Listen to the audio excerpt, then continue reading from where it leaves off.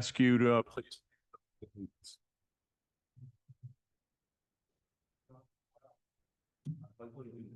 By the United States. To the republic for which stands one nation under God, indivisible, with liberty and justice.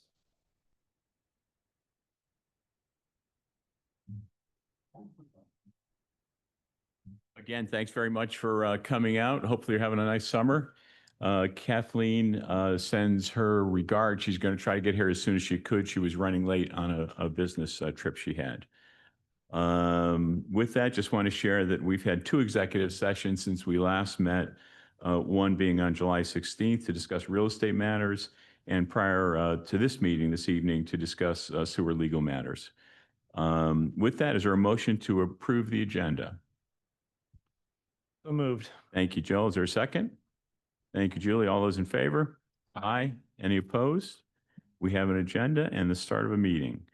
Mr. Manager, Kyle. Happy to have a couple updates tonight. First, really good news. We recently received $350,000 from Chester County to do some underground infrastructure improvements on Race Street. This was a grant application from a couple months ago. It's their biannual community revitalization program targeted for boroughs and the city of Coatesville to improve infrastructure. So that brings our total over the last 4 years to about $8.5 million. And then about $11 million worth of investment if you include developer contributions and private donations. So continued good news there. Joe from our team did a really good job with that, as well as our public works team and our grants consultant.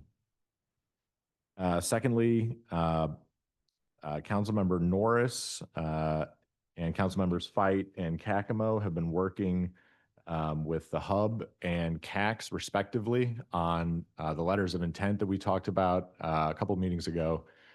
Both of those discussions are going really well, and it looks like we're headed to hopefully getting something done here soon.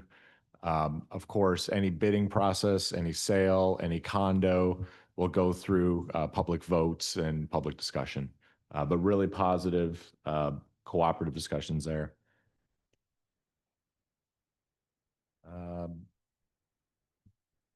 Our police station sold, our former police station sold. We had budgeted $500,000. The net of the sale, net of engineering costs earlier, closing costs was $498,000. So we were right on our schedule and our budget. So a big thank you to Nick, the chief, and our real estate team for closing that. And then lastly, I was asked to give an update on the Genesis payments and or lack thereof, and their impact on the parking fund.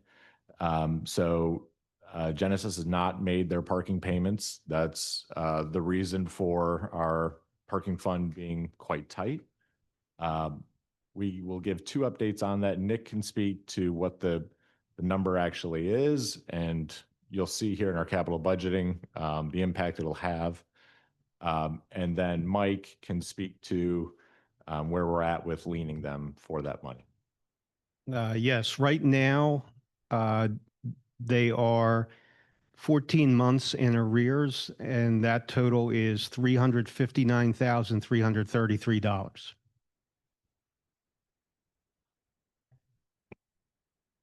So yeah, I can speak to that. So as I think we all saw in the newspaper, they have filed bankruptcy.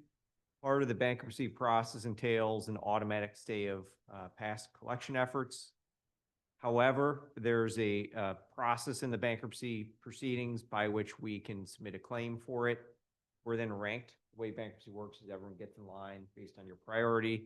So we're awaiting their proof of pay forms, which they're required to send out, in which they will get our proof of claim submission both for any overdue taxes, but as well as the parking fees that are associated with that property. And those are all my updates. Thank you. Mike, any legal updates? Right. I understand from the last meeting that there was a question about the ownership of the parking spots behind the old borough building that were up against the furniture store. Just to clarify, the spots that are along the furniture store are actually on their property. They were on the old library's property. The agreement with the borough, back from a year or 2 or 3 years ago, time runs, was only for their access to the drive aisle. It was not for those parking spaces. Thank you. Anything else? No, that's all I have. Chief Holsworth? Hi, good evening. So I did submit an electronic report to you early today. My apologies. On Friday, as we were trying to compile this, we had some statistical information that wasn't matching up to our system. So we weren't able to get it compiled until today. I don't have anything to add to that. If you have any questions or when you do have a chance to review it, please just let me know. Thank you. I don't see anyone from Longwood Fire Company. Is there? Let's get into committees. Joel, Finance? Yes, Finance Committee met on July 17th. We met with zoning to review the department finances from a 2025 budgetary standpoint. It's essentially right on target in terms of expenses. Revenues are a lot higher as the majority of the revenues tend to be billed out and collected in the first quarter of the year. That's just the way that the fund works. But overall, the fund's doing very well. And additionally, we covered year-to-date financials, bills paid, and meeting minutes all reviewed, and the bills are recommended for payment. Thank you very much, Joel. Development, anything? Timothy, Kathleen? I was not at the meeting this month past, but I believe they went over some things that were going to go that are on the agenda, as well as the comp plan. Correct? Okay. Community Development, Julie? No update this month. Public Safety, Mr. Mayor, Kathleen? We did not meet in July. Our next meeting will be Tuesday, the 19th of August at 7 o'clock here. And anything on and Fire and EMS? I was at the last meeting, and they're looking at setting their budget for 26, which doesn't affect us because we've locked in our prices. They certainly are very open and anxious to see whether Kennett Square wants to get back in the commission, but we haven't gone there with them in any way yet. Infrastructure Committee also met on the 31st of July. We just recommitted to paving Ray Street a little bit later this year, and also took a first crack at the capital plan, which will be our workshop tonight. So I'll leave that to Denise a little bit later on. We also talked about the reality of the water and sewer rates and what they are and what the infrastructure needs going forward, and how do we fund that and what's going to cost. But we're not there yet, just taking a hard look at that. And anything, Sam or Kathleen, from staff development and support? No, we did not meet in July. Okay, thank you. Matt, anything from your office? Two things. One is last week on Tuesday, we held a town hall meeting to do an update on where we are with forward fly mitigation. If you were unable to attend, you can get a watch. We did record that via Zoom. You can get a copy of that via the borough website. I did have a conversation today with the manufacturer called Vestagard. They are the folks that just received the DEP approval for their product for farm use, and they have committed to quickly put in the application for residential use. So it is not in yet. And they were waiting to see what the feedback was from DEP regarding the agricultural use. But I do think that we will see probably within the next month a application in for emergency approval, which would shorten the time for at-home use of the Vestagard product. If you would like more details on that, as well as the funding, I did want to share that from the Department of Agriculture, since the quarantine order went in that was issued in January of this year, that was the one that was in response, that is what the Department of Agriculture did in response to our emergency resolution, that they have in the quarantine area, which is New Garden Township and Kennett Township. Since then, they have done 59 inspections, which is great because prior to this, there is absolutely no statutory requirement to do any of the best practice managements regarding fly mitigation. So they've done 59 of those.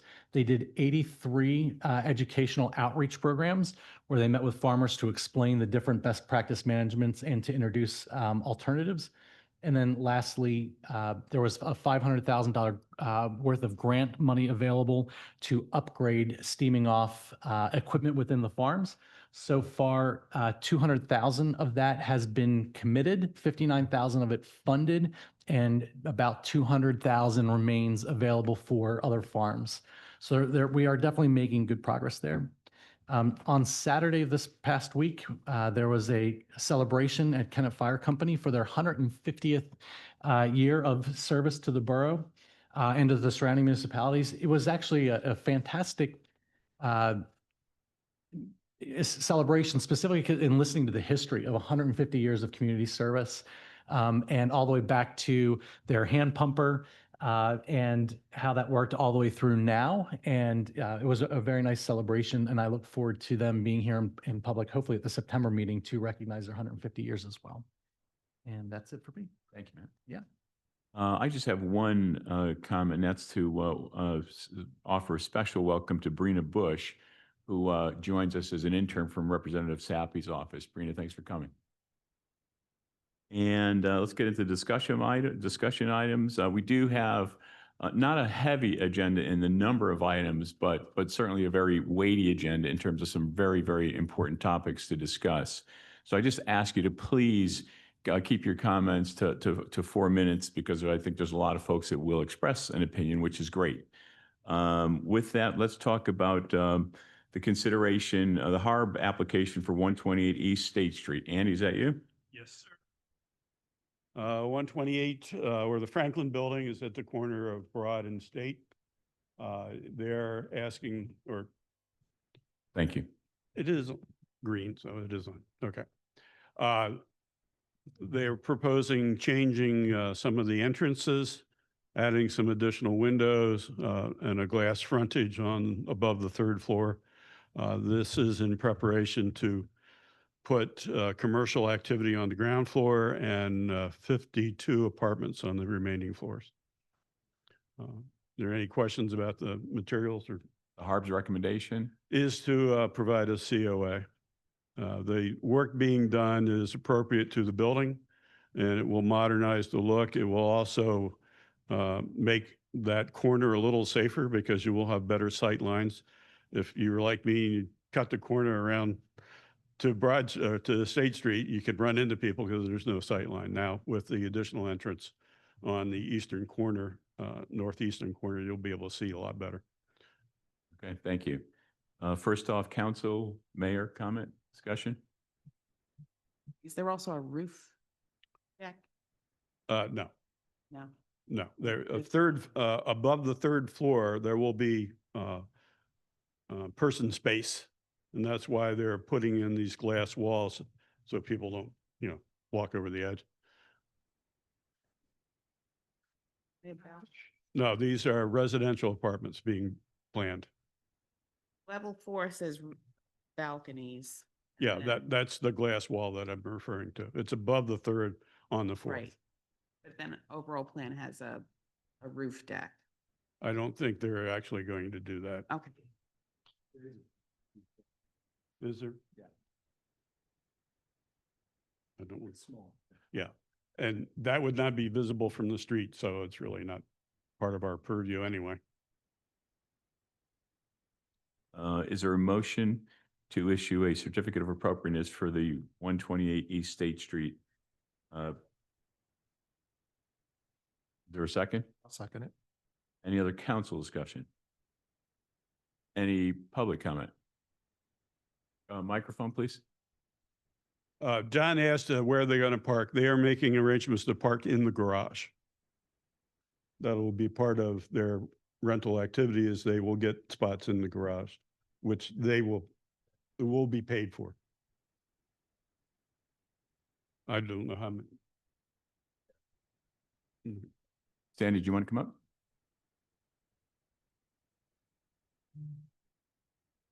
Actually, Sandy D'Antonio, 220 North Broad Street.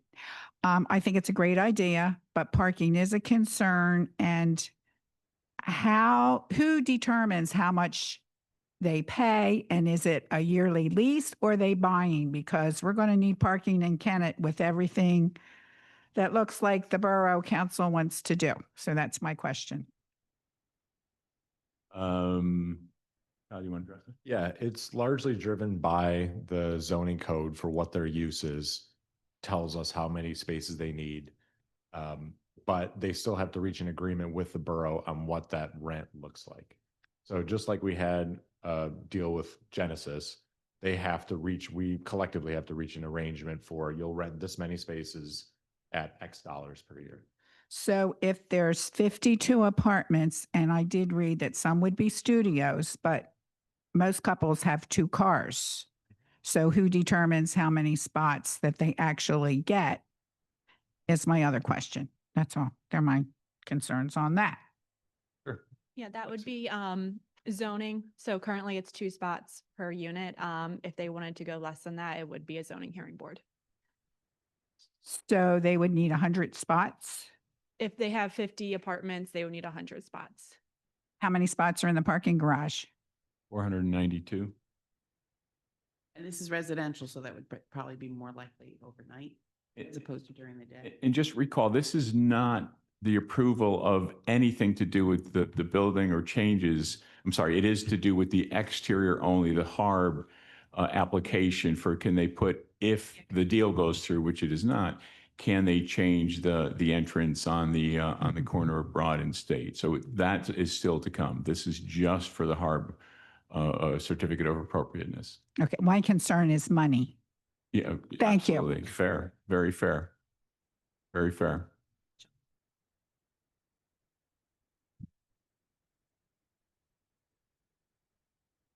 Charlotte Watson, 523 Magnolia Street in Kennett Square.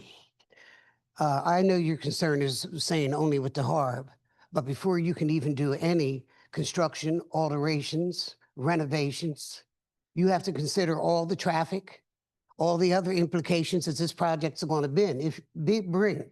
If you don't, then you're not planning for us. You're not protecting our citizens. And I think that was an excellent question. How many parking spaces are in that garage? You said 400. Okay, there's 52 apartments. Okay, there's 104 right there. And then you have that other building up there, right? So why don't you think about selling one of those garages to somebody and let them worry?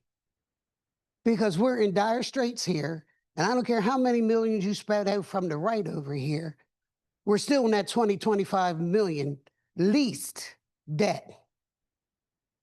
So if all them millions is coming in, something should be paying something off. We shouldn't have to worry about Sweat and Genesis about a parking space, even though we want their money. We want it if they give it. But, you know, this stuff about parking lots is very important before you can talk about facades, before you can talk about how many windows. You can't change too much on that corner. Union and State's going to look the same no matter what, since Sheldon's was there. It's already comes out too far. Genesis already screwed us with that, as well as this. So you people need to start, we're only talking about, no, you need to look at the total picture if you're going to sit in that government seat. I don't know who's going to let you talk again, John. Any other public comment? All those in favor? Wait a minute, John. Oh, I'm sorry. Yeah, my concern is, and I have some apartments in Kennett Square. Can you hold the microphone, John? I have some apartments in Kennett Square. Nobody built me a parking garage. I agree. I think we ought to sell one. I've been saying it for a while. The old one, it costs you what, $50,000 a year to maintain the damn thing? They do, and if you don't put the money in it, it deteriorates just like everything else. You'd have to make a deal with the owner of the property, not the tenants. So he's responsible, and you have to reserve spots. 100 and some reserved spots. He's got to pay for 100 and some spots, whether he's got them rented or not. But remember, you did that Genesis. You kept giving Genesis a break. Look where we are. We could end up in a big, deep hole here after a while if you keep doing this. Now, you either do it right or you don't do it. It's very simple. We have control. We seem to lose control because somebody wants to spend money in Kennett Square. We give them everything. We are in control. We could tell them, you're going to pay for 102 spots. whether you like it or not. Take it or leave it, or you don't build it. And what about the maintenance? And you got to pay what everybody else is paying. You don't get no breaks. We're not building a parking garage for somebody to build apartments. That was for commercial. So, I mean, we're jumping way ahead. And I don't know who this group is, but are they good, reliable people? Thank you. Any other public comment? All those in favor? Aye. Any opposed? The certificate of appropriateness is granted. Next is a series of 3 public meetings. The way we'll run that is to literally open up the first public meeting, call for public discussion as well as council comment, close the public meeting, and then see if there's a motion to approve each of the 3 ordinance changes. Mike, does that work? Yeah, that's correct. Thank you. Thank you.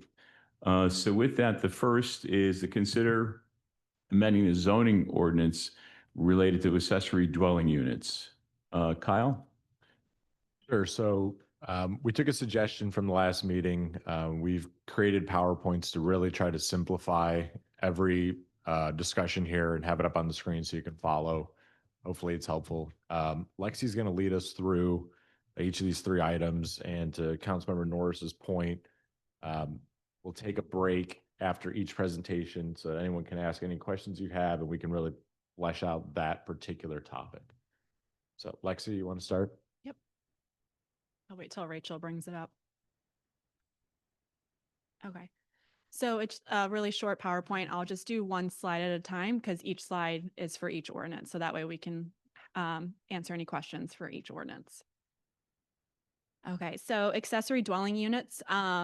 This has been a big topic in the borough. So accessory dwelling units are already existing and allowed in the borough. This is just setting greater restrictions and more regulations that allow us to monitor them and enforce them better.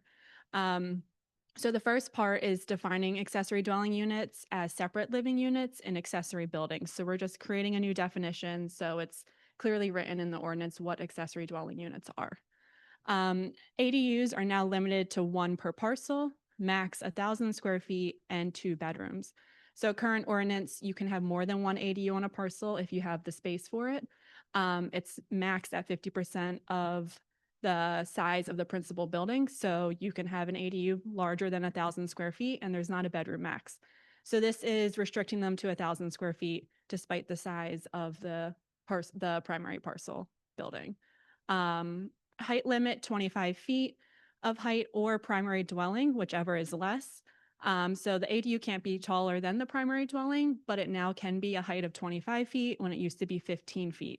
This is the only restriction that is getting greater or less restrictive, I guess. And this is due primarily so people can build apartments on top of garages to help fulfill the parking need. Currently at 15 feet, you can't put a livable unit on top of a garage. And then we are trying to find places for off-street parking. So you can't really build a 2-story unit feasibly that's 25 feet tall. You could, but mostly this is going to be used just so they can build a small unit on top of a garage. Required 6 feet side rear setbacks, 3 feet for non-ADU accessory structures. So currently it's 3 feet for side and rear. We're increasing that to 6 feet.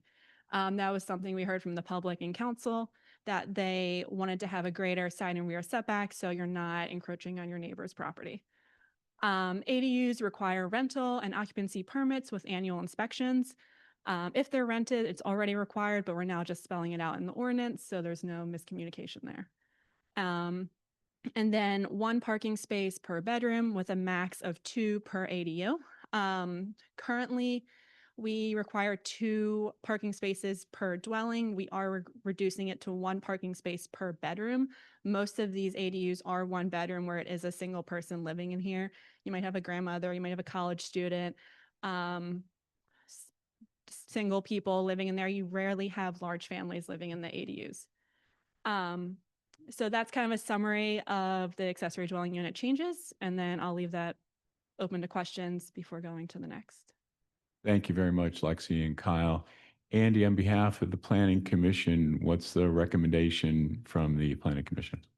We unanimously recommend that this ordinance be adopted. It has been discussed in the Planning Commission, our public meetings, for more than 2.5 years. So I think we've vetted it as much as we could. Thank you. And Mike and Rachel, was this properly noticed and advertised, all three of these? Yes, correct, they were. Thank you. So with that, let's open up the public meeting portion. I'll first start with the council and mayor, if there's any comments, and then anyone who'd like to just come on up to the microphone. Please, your name, your address, and if you're not from Kennett Square, what your affiliation with Kennett Square is related to this. So council comment, mayor comment? If- I'll just, Go ahead. I'll speak again that I have serious concerns about even the 6-foot setbacks, particularly in the R1 and R2 districts, especially the R2 district, which is already very dense. And I don't think people want an accessory building 6 feet away from, their property line and their house in such high density. Public comment, please. Carrie Dickman, 620 Magnolia Court. Tied to another piece that's coming later, the short-term rentals. Will these ADUs, possibly 6 feet from my home, someone's home, are we permitting short-term rentals where as a neighbor, you're going to have to exist with a string of people? Are these going to become VRBOs? Is that permitted? And is that something we really want to encourage in our residential areas in Kennett? Thank you. You have any other questions or? No, Lexi, do you mind? Thank you. Okay. You can sit down. I just didn't know if there were other questions. Lexi, can you address that? Yeah, so it's a possibility ADUs can become short-term rentals. I do want to reiterate that we are increasing the setbacks. If we do not move forward with the ordinance, people can build ADUs and still do short-term rentals. In the current ordinance, only 3 feet from the property line. So this is increasing the setbacks even more to 6 feet, where it still gives property owners the option to build on their land. Just because the parcels are so small here, it just feels so tight. If we do any closer setbacks, it wouldn't be feasible for really anyone, and some people need those options. So it was kind of like a in-between where we're increasing the setbacks, but we're still letting people have options to do stuff with their own property.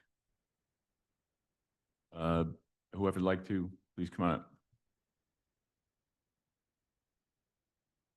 Good evening. My name is Jim Mercanti. I live at 1216 Delpa Drive in Landenberg, which is in Dewgarden Township.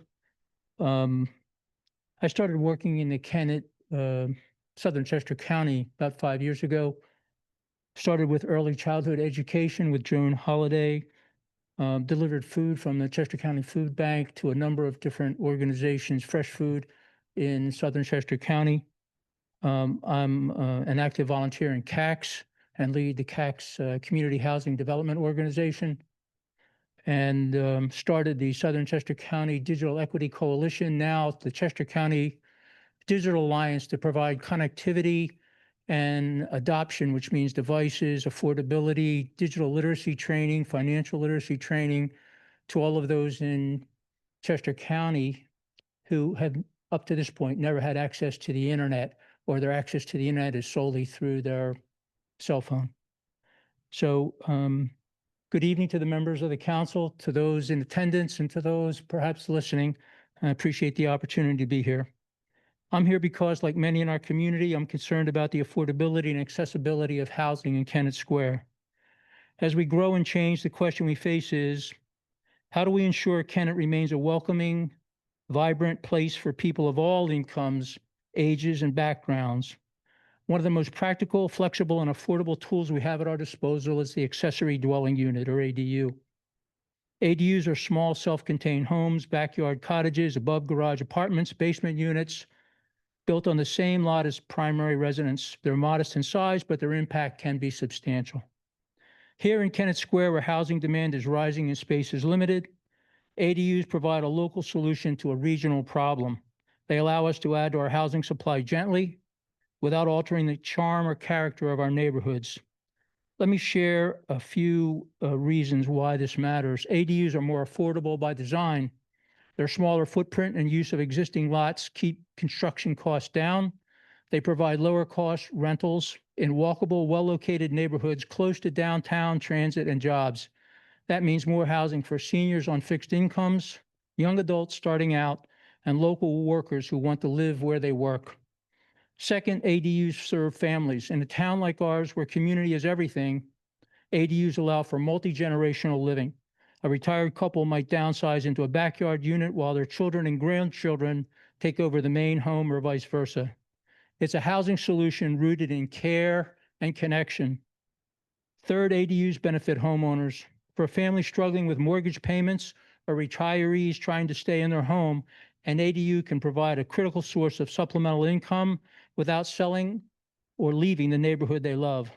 None of this can happen without leadership at the local level. That's where the council comes in. Currently, barriers make it difficult, if not impossible, for residents in Kennett Square to pursue this option, but it doesn't have to be that way. By updating our zoning code to allow ADUs by right in more residential areas, we can open the door to meaningful incremental housing growth right here from within. Kennett Square has a long history of smart, community-minded planning. This is another opportunity to lead, to show that small towns can be part of the housing solution, not just observers of the crisis. Let's make room for more neighbors. Let's strengthen our local economy. Let's keep Kennett Square livable, inclusive, and resilient. Thank you for your time and for your service to our community. Thank you.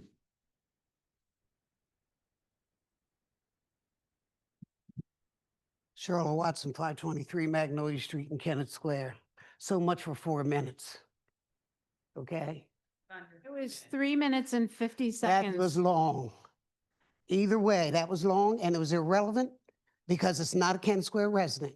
Now let's get it straight before you get your hair up on your back. Okay? This is Kennett Square resident turf. We'd say what we want to say here and set the terms. New Garden can do that. Let New Garden do that. Don't come in Kennett telling us what to do. That's an insult to intelligence. Build anything you want out there. But don't come in here and tell us how good we've been because we haven't come out there and told you a darn thing. And I'd like to say some other word beside darn. And the other thing is about it, more than one unit on a property? Is that what you said? Yes, That shouldn't be permissible. it's not, but it is now. It shouldn't be. And that's what we're trying to change. That's what I'm saying. It shouldn't be. And there are no existing. You don't have to laugh because you don't know what you're talking about. Before I say something I shouldn't say up here, and the chief might have to arrest me. But I'm willing to go. I'm willing to go. For all the dirt that's done in Kennett, I'm willing to go. Because that'd be in the newspaper. And all the dirty deeds you did when they interview me, I'll be telling them about it. And you people sitting here saying, aye, yay, yay. Start thinking.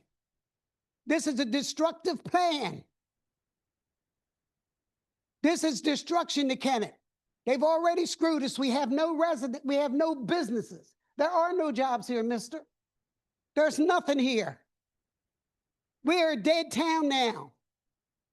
When you have a residential community made up of over 75% rentals, you've killed the function of a downtown center, which we as natives have always loved. There's no camaraderie. We don't know you, we don't like you. That's how it is here.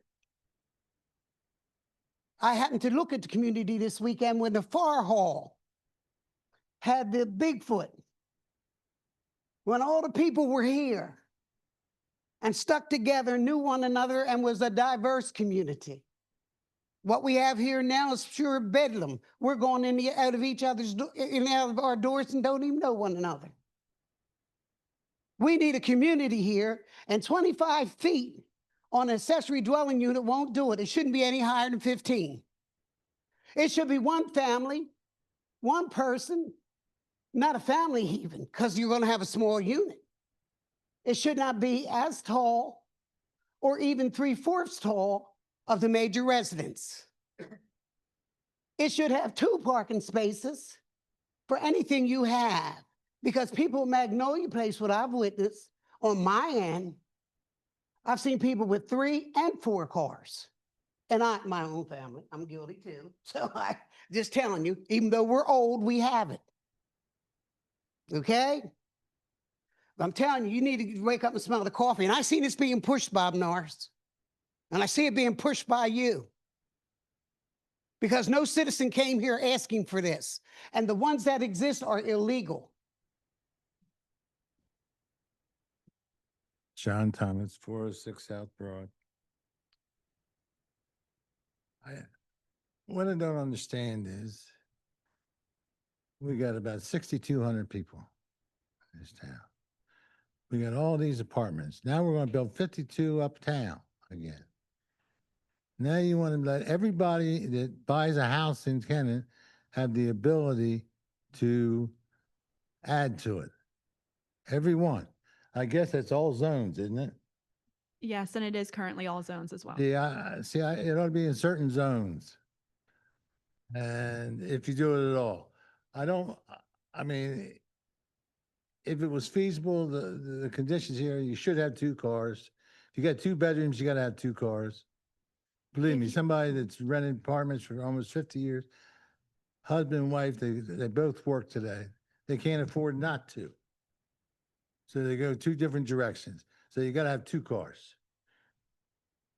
I think what we need before you do any of these apartments, any more apartments, is have a traffic study of this town with the condition of adding 52 apartments and the possibility of adding what, another 100 for people to buy, put accessory dwelling. You got to come up with a figure.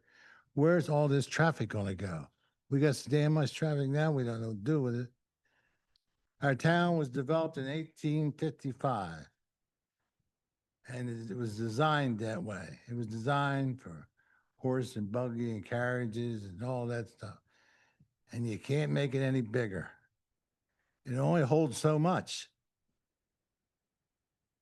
And you people just keep wanting to add and add and add, and I will say Charlotte's right. Nobody knows anybody anymore.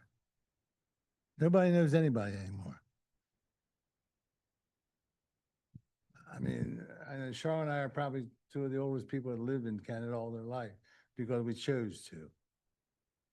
But we knew people all our lives from the time we were kids, And when we die off, I guess there won't be any more. You people come in and you want to change everything. Nothing wrong with Kennett. I've seen it when there was no stores uptown, they were closed. It's all secular. I guess I'm saying that right. It all goes, now we have all restaurants. We need a pharmacy in this town, bad. We need some stores in this town, bad. Because you can't have a jewelry store and then we got glass shops and barber shops, that's fine. But we don't have anything retail anymore. We need retail. That's what we'll be able to be working on. We have parking. We're probably the smallest town in the country with 2 parking garages. With 2 parking garages, and we can't maintain them. That's amazing to me. We can't maintain 2 parking garages. Now you want to stuff people in there. I mean, I wish somebody built me a parking garage. You come out and build me a parking garage on my property. I'd like you to do it and pay for it. I'll pay you. I'll pay you every month. It's foolish. Some of the stuff you guys are doing is foolish. But we got to have a traffic study. Before you do any more of this stuff, we got to have a traffic study. Doug?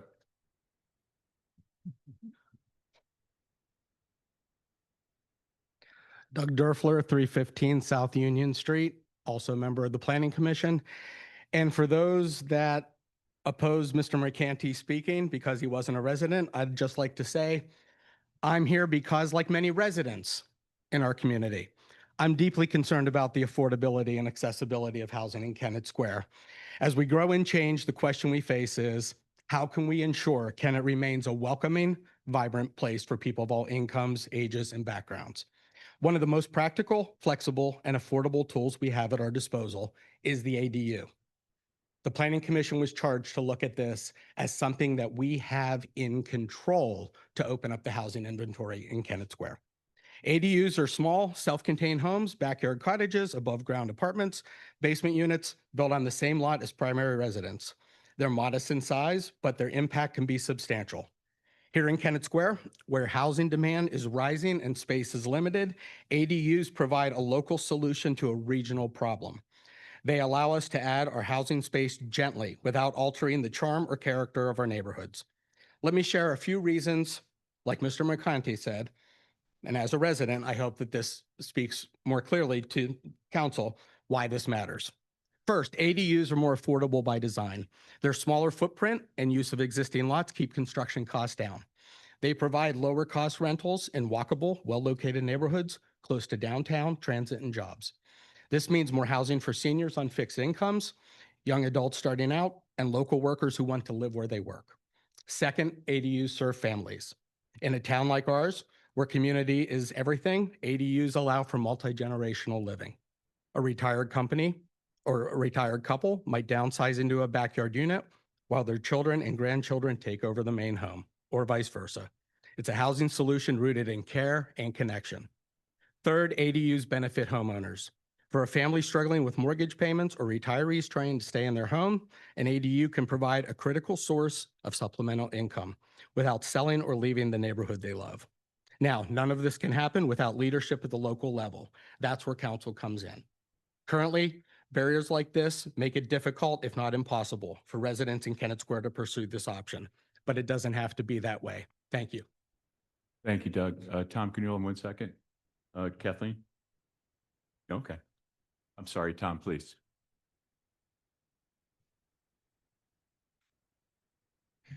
Good evening. My name's Tom Souson. I'm the board president for Family Promise of Southern Chester County, a 501c3 nonprofit located here in Kennett Square. I'd like to just briefly speak tonight in support of the ADU zoning change that we're discussing. I previously shared with council that Family Promise support position on ADUs with all of you, because we believe approval can increase the supply of housing and potentially stabilize rental rates by increasing housing options.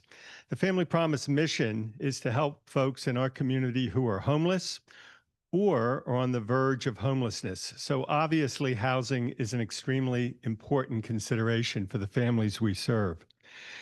Family Promise encourages the approval of allowing for ADUs as a step towards helping community members who are income restricted or working towards escaping homelessness to find stable, affordable housing in our community. ADU approval will increase the ability for these folks to live in Kennett Square and will also expand economic equity for our beautiful small town. Thank you. Thank you. Any other public comment? Please, Mr. Thompson.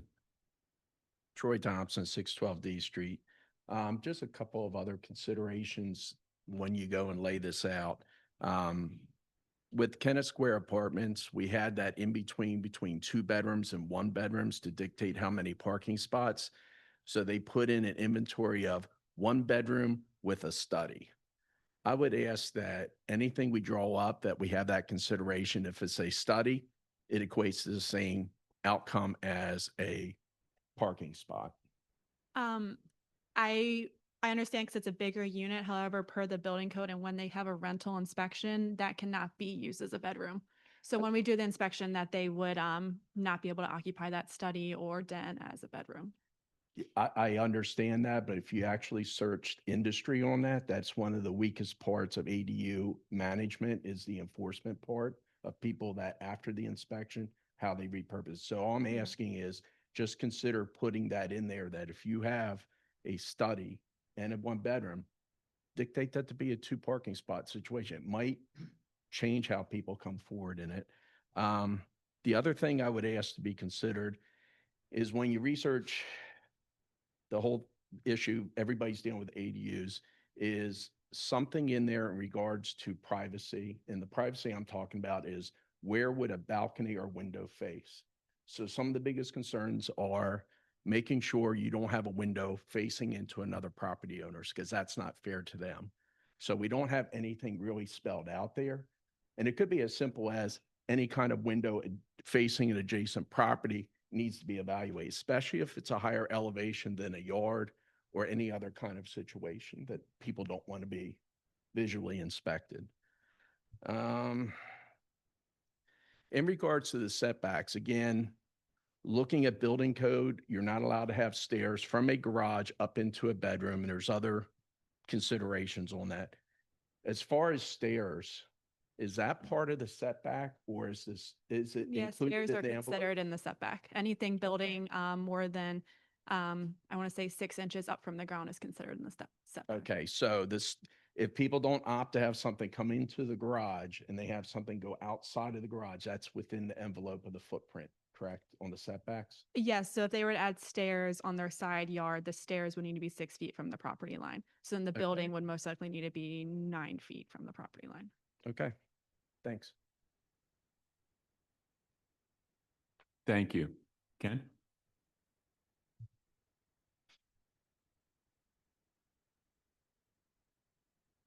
Ken Edwards, 412 Barrett Street. And talk about the ADUs, okay? If you're going to build a garage and you have a 6-foot side set, guess what? Each property's only going to have a 1-car garage. My house was built prior to all this stuff going on where you got to have about 6 feet, or the proposal for 6 feet, because right now it's 3 feet, and that's the only way I got a 2-car garage. And that's the way anybody who has the size lots that the majority of us that own homes in the older part of Kennett have. So you're preventing us from doing what they want if somebody wanted to. Also, if you're going to do a traffic study, don't do it just for the big boys that want to turn the Franklin building or the Genesis building into apartments and commercial buildings downstairs, okay? Do it for the local residents that don't live in the main part of town, or as some people call it, uptown, okay? Do it for those of us that live down in the flats, down the hills, okay? Because I can tell you, you can go down my street on a weekend and at night, and I will guarantee you there'll be anywhere from 18 to 20 cars parked out front. Now, mind you, some of us have 2-car garages.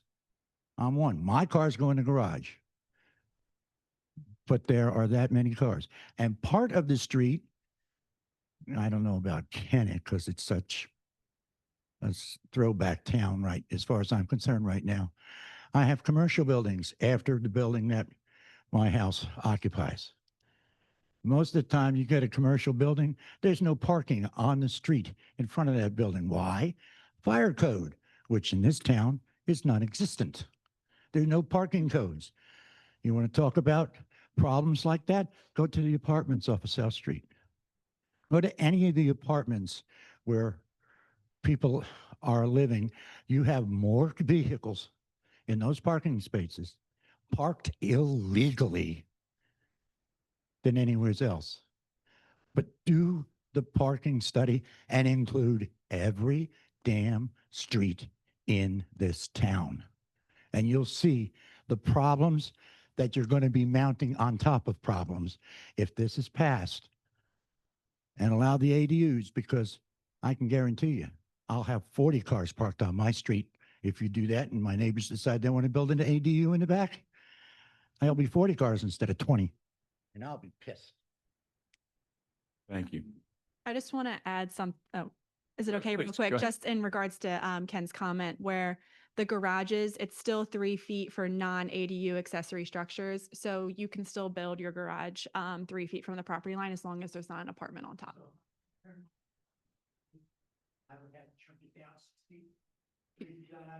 Yeah, and that would limit people from that would limit people from building ADUs, which is, yeah. Andy, hold on 1 second. I'd like to share, there were 2 residents that were confirmed who sent comments to the council and mayor earlier today, and I told them that I'd share the comments with everyone. The first one is from Regina Donato at 225 North Broad Street. And I'll give you the highlights of her comments. Regarding the ADU ordinance, the proposal allows a second rental unit on a property that already may be used as a rental. This opens the door to 2 rental units on one lot without any meaningful restriction based on a zoning district. This is a significant shift in land use and for a small town with existing infrastructure and parking challenges. These changes would apply broadly across all residential areas regardless of neighborhood impact or infrastructure capacity. A one-size-fits-all approach does not respect the distinct character of each part of our town. While the ordinance limits ADUs to 1,000 square feet and 2 bedrooms, this is still a substantial unit that could add pressure on parking, utilities, and public services, especially if used as short-term rentals. And then lastly, no affordability requirements, owner-occupied mandates, or community impact assessments are included. This creates, a policy more favorable to absentee landlords and developers than residents. And then comments from Andrew Cormier of 225 North Broad Street. Also, the highlights are regarding my concerns with proposed ADU proposal before the council. The proposed ordinance does not take into account the different zoning codes in our existing zoning regulations. This council is comfortable allowing it within 3 feet of a neighboring property regardless of the existing zoning rules in the borough. Zoning ordinances are long-standing rules designed to protect homeowners with an expectation of how their use of their property and similarly how their neighbors use their property. The most restricted properties, those in the R1 district, purchased and owned homes in the borough with the expectation that they and their neighboring properties cannot be and will not have ADUs near them. Andy? Andy Froning, 308 Marshall. And I promise this is the last public statement I will ever make about ADUs. But I do want to bring up a couple of facts. One, there are, according to the U.S. Census Survey, there are approximately 3,200 domiciles or residents of different kinds in the borough. Our best survey, because we don't have requirements to report ADUs, so there are approximately 25 to 30 existing ADUs in the borough. That percentage will likely, if it doubles, triples, or even goes up 10 times, is still a very minor part of the domiciles in the borough. All right. The ordinance actually is more restrictive than what is currently available. So I think it makes a lot of sense to continue it. For instance, I have an ADU on my property that I don't get any rent for. You ask my daughter about that. That original building was built 40 years before my house was built. So that exists in the borough. The cost of building an ADU is not going to generate 500 ADUs in the borough. It's just not logical. And I think the emphasis on changing the spirit of the community. If I look around on my block or Marshall Street, there are, I think, a half a dozen ADUs on that street. It's one of the more populated streets in the borough. It's actually Church Alley. It hasn't affected the 40 years that I've lived there. To John's point, I have been around here for 75 years. And I think this ADU ordinance is going to make a small dent in a problem that we have. I'm more concerned about the 1,000 people and 300 cars that might show up in an NVF in 10 years. So I think we need to just throttle back the indignation and see this as a way to move forward. And that's it. Thank you. I'm out. Thank you. Sandy?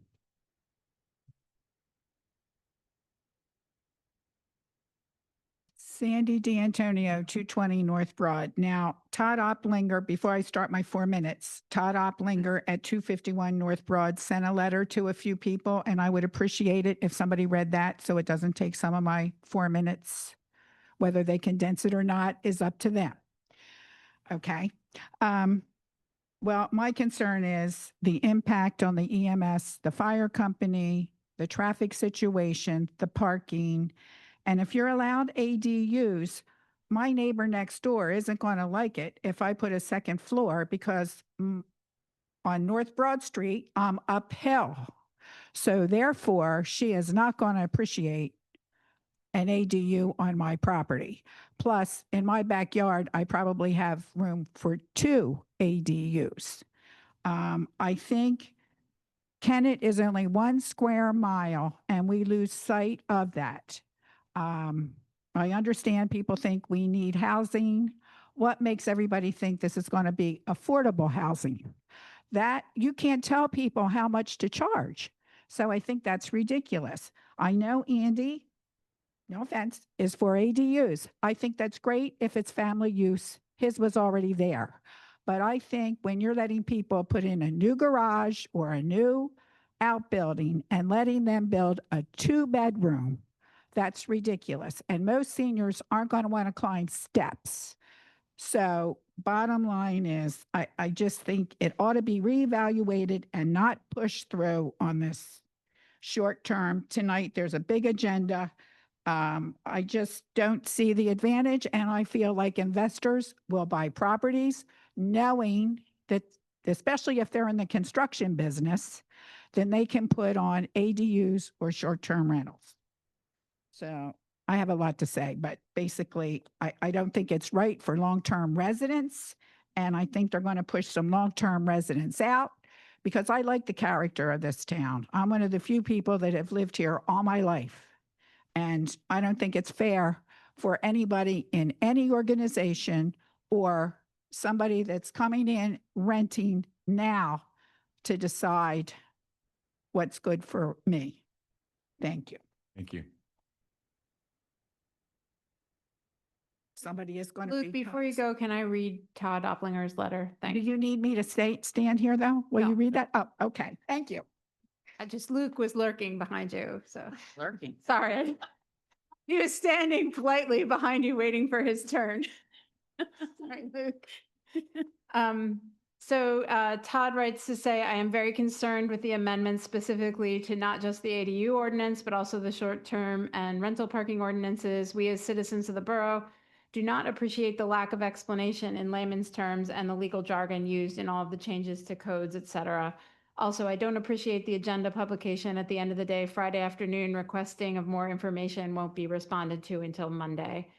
Nothing short of a public meeting to discuss these changes before a vote should happen. Further, there appears to be preference of these actions not just to existing contested legal issues currently at the county zoning board, but also to property owners, possibly among council members, who would benefit with the changes. Thank you for your consideration, Todd and Margaret Opplinger. I'll just respond to a few of those things. The language has been floating around for months. It was advertised. Hopefully this isn't a surprise, and hopefully I really appreciated the presentation from Lexi. That was very helpful. I think that's all that needs to be addressed there. Luke? Luke Zubrod, 236 South Union Street, also on the Planning Commission, and very supportive of the proposal. My view is that there's a national housing crisis and we need to be part of the solution. Every municipality needs to do what it can do to take a step to be part of the solution. There are a lot of heavy-handed ways you can be part of the solution. This is about as light a touch as you can have. This, as several have noted, fits with the existing character of the town and turns the dial by a notch. So I'd encourage your support. I think this will be helpful to some of our neighbors who struggle. This is not affordable housing as in that sense, but this is about housing affordability and making it more attainable. It doesn't do it by controlling the rent that's charged. It does it by generally being smaller units. So smaller units, a greater supply of smaller units tends to be a factor in creating more housing affordability. Thank you. Thank you. Is there any more public comment? Council, Mayor.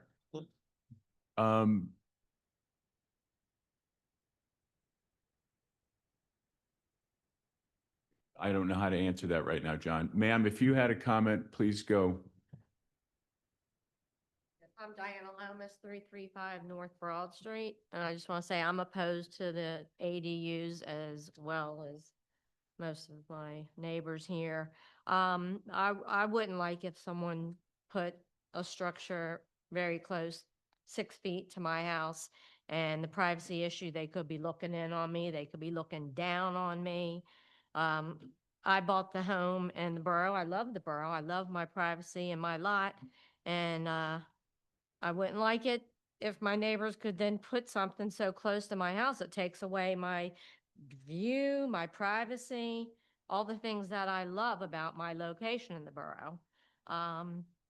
Also, the town is 1 square mile. I mean, why do we have to have more and more and more people coming here? We got a lot of people living here.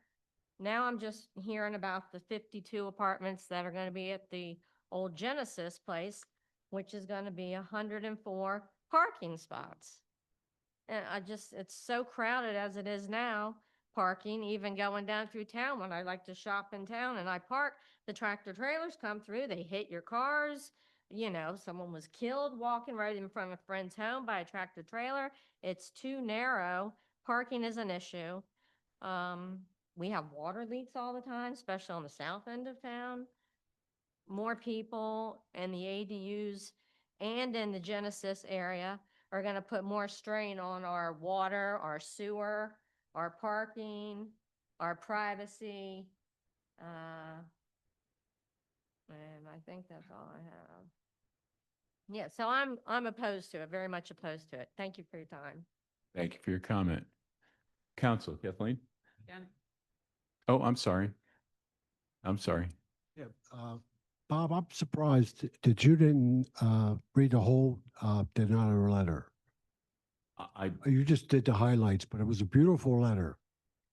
And you should read the whole, I think all the council people got the letter. Yes, yeah. So in that regard, on the Broad Street property, there was some kind of snafu, and the guy just built this enormous piece of concrete, and none of the neighbors got a letter saying he was going to do this. And all of a sudden, he wants to put up more than 25 feet, a couple bedrooms in there, and not even a garage anymore.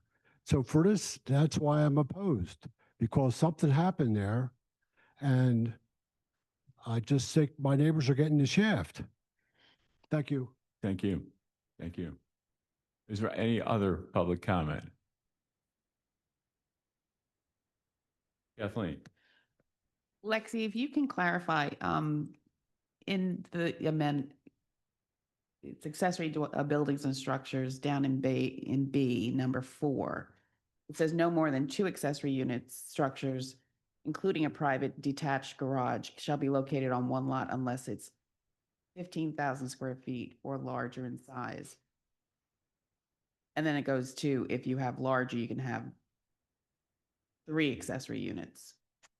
So The next one, number 5, says there shall not be more than 1 accessory dwelling unit created on any single parcel. So I'm just confused by how they seem to. So you can do more than 1 accessory structure, but only 1 accessory dwelling unit. So you could have an accessory dwelling unit, and then if you have a large enough parcel for impervious and building coverage, you could have a separate 2-car garage or a separate accessory structure, but no one could live in that structure. But your lot Sheds. has to be large enough to. Yeah, and you have to manage. meet, as to like add to other questions, you have to meet the impervious and building coverage. When you get to like R3 currently, a primary dwelling structure in R3 can have a 4-foot setback. That's less than the proposed ADU. So you can build a whole entire primary structure 4 feet from your lot line. Also, you have impervious and building percentage recommend or requirements. So that really kind of distinguishes between your zoning districts. So certain zoning districts have less impervious coverage, and R1 only has 25% building coverage. So a lot of buildings in R1 are not going to be feasibly able to build an ADU. So I just want to add that in there, that like the specific zoning districts really do regulate it even further than the ADU ordinance. I know that kind of went beyond your question, but That's good. There's also stormwater requirements too for adding impervious surface. Depending how much impervious you're adding, determines what kind of stuff you have to do there. sorry, what Joe said is impervious coverage. So anything over 500 square feet that's added requires a stormwater management plan, which may not even be feasible on certain lots, which would mean that you cannot build an ADU. So there are many different regulations that go beyond the scope of just the accessory dwelling ordinance. Thank you. Yep. The next question is probably going to get answered by Mike. A couple of times I've asked a few questions, and one was, could we have this an owner occupied request for ADUs, just like in the short-term rentals?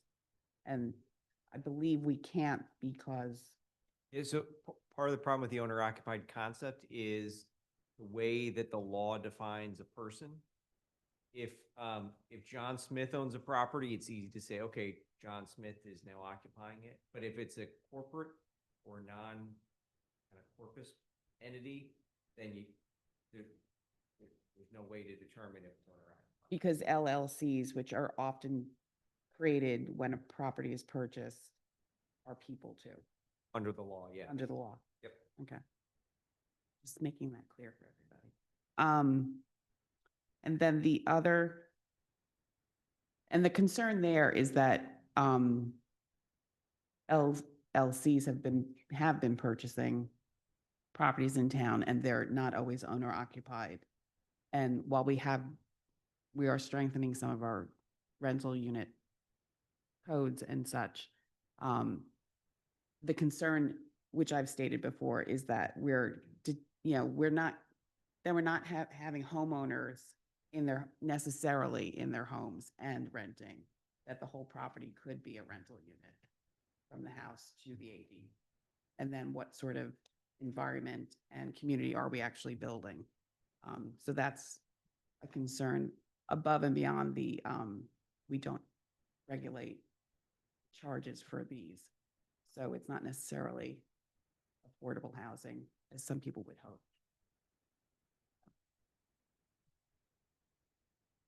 I just want to add that this revised ordinance is not creating the ability for the residents here to build ADUs. They already can. It's further restricting their ability to build ADUs. So, Any other council or mayor comment? I want to add to that, or just add a question. I think part of it too is just that I like the fact that this is more restrictive, but part of me feels like, is there more to it that we need, right? Like to Troy's point, having something about where the windows are located.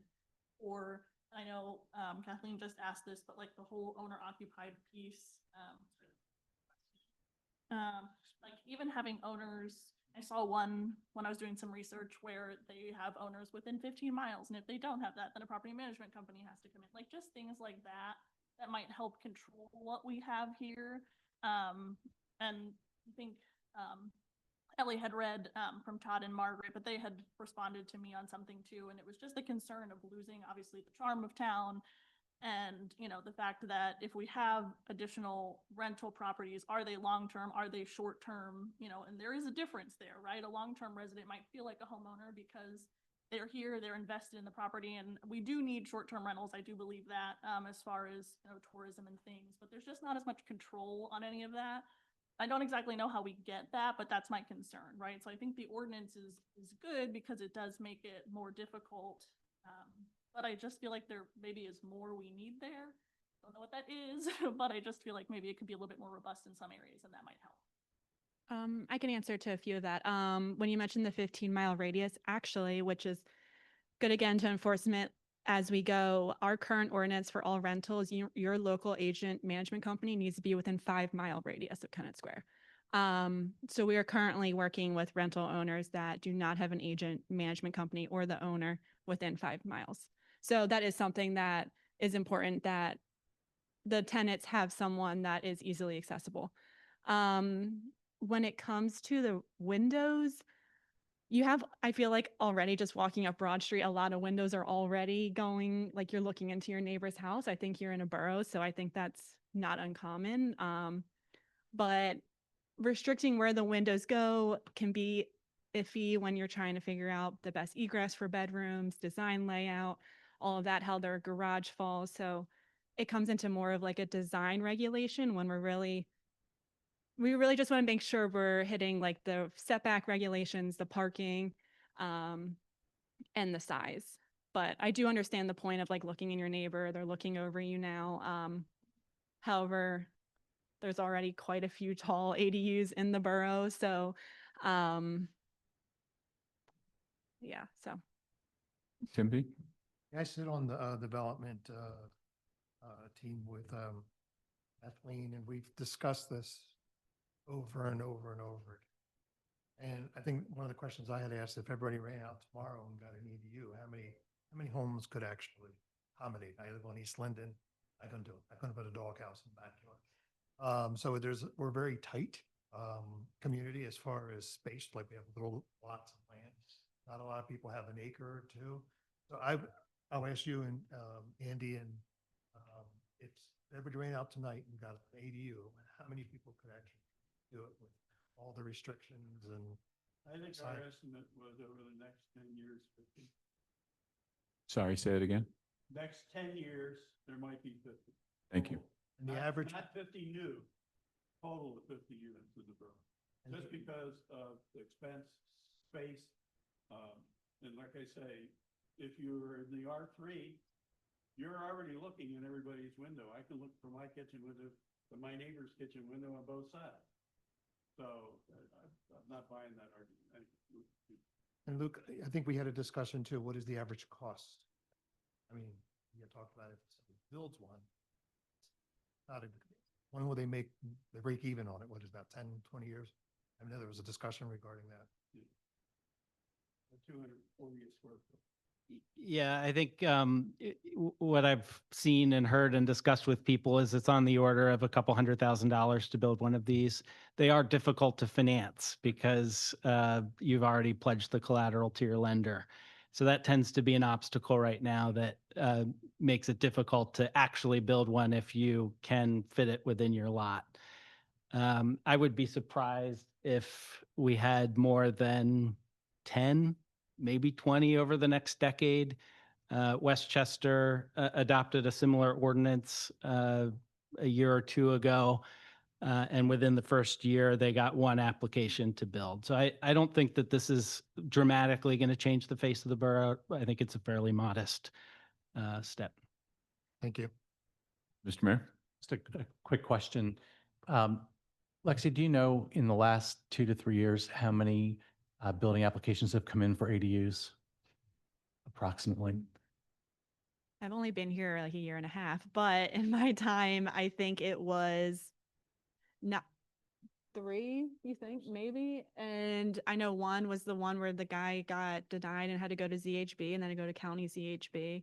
And I think the other 2 were existing buildings that got converted. So they were garages that were a garage that got converted to a living area. So in a year and a half, 2 have been approved. So currently,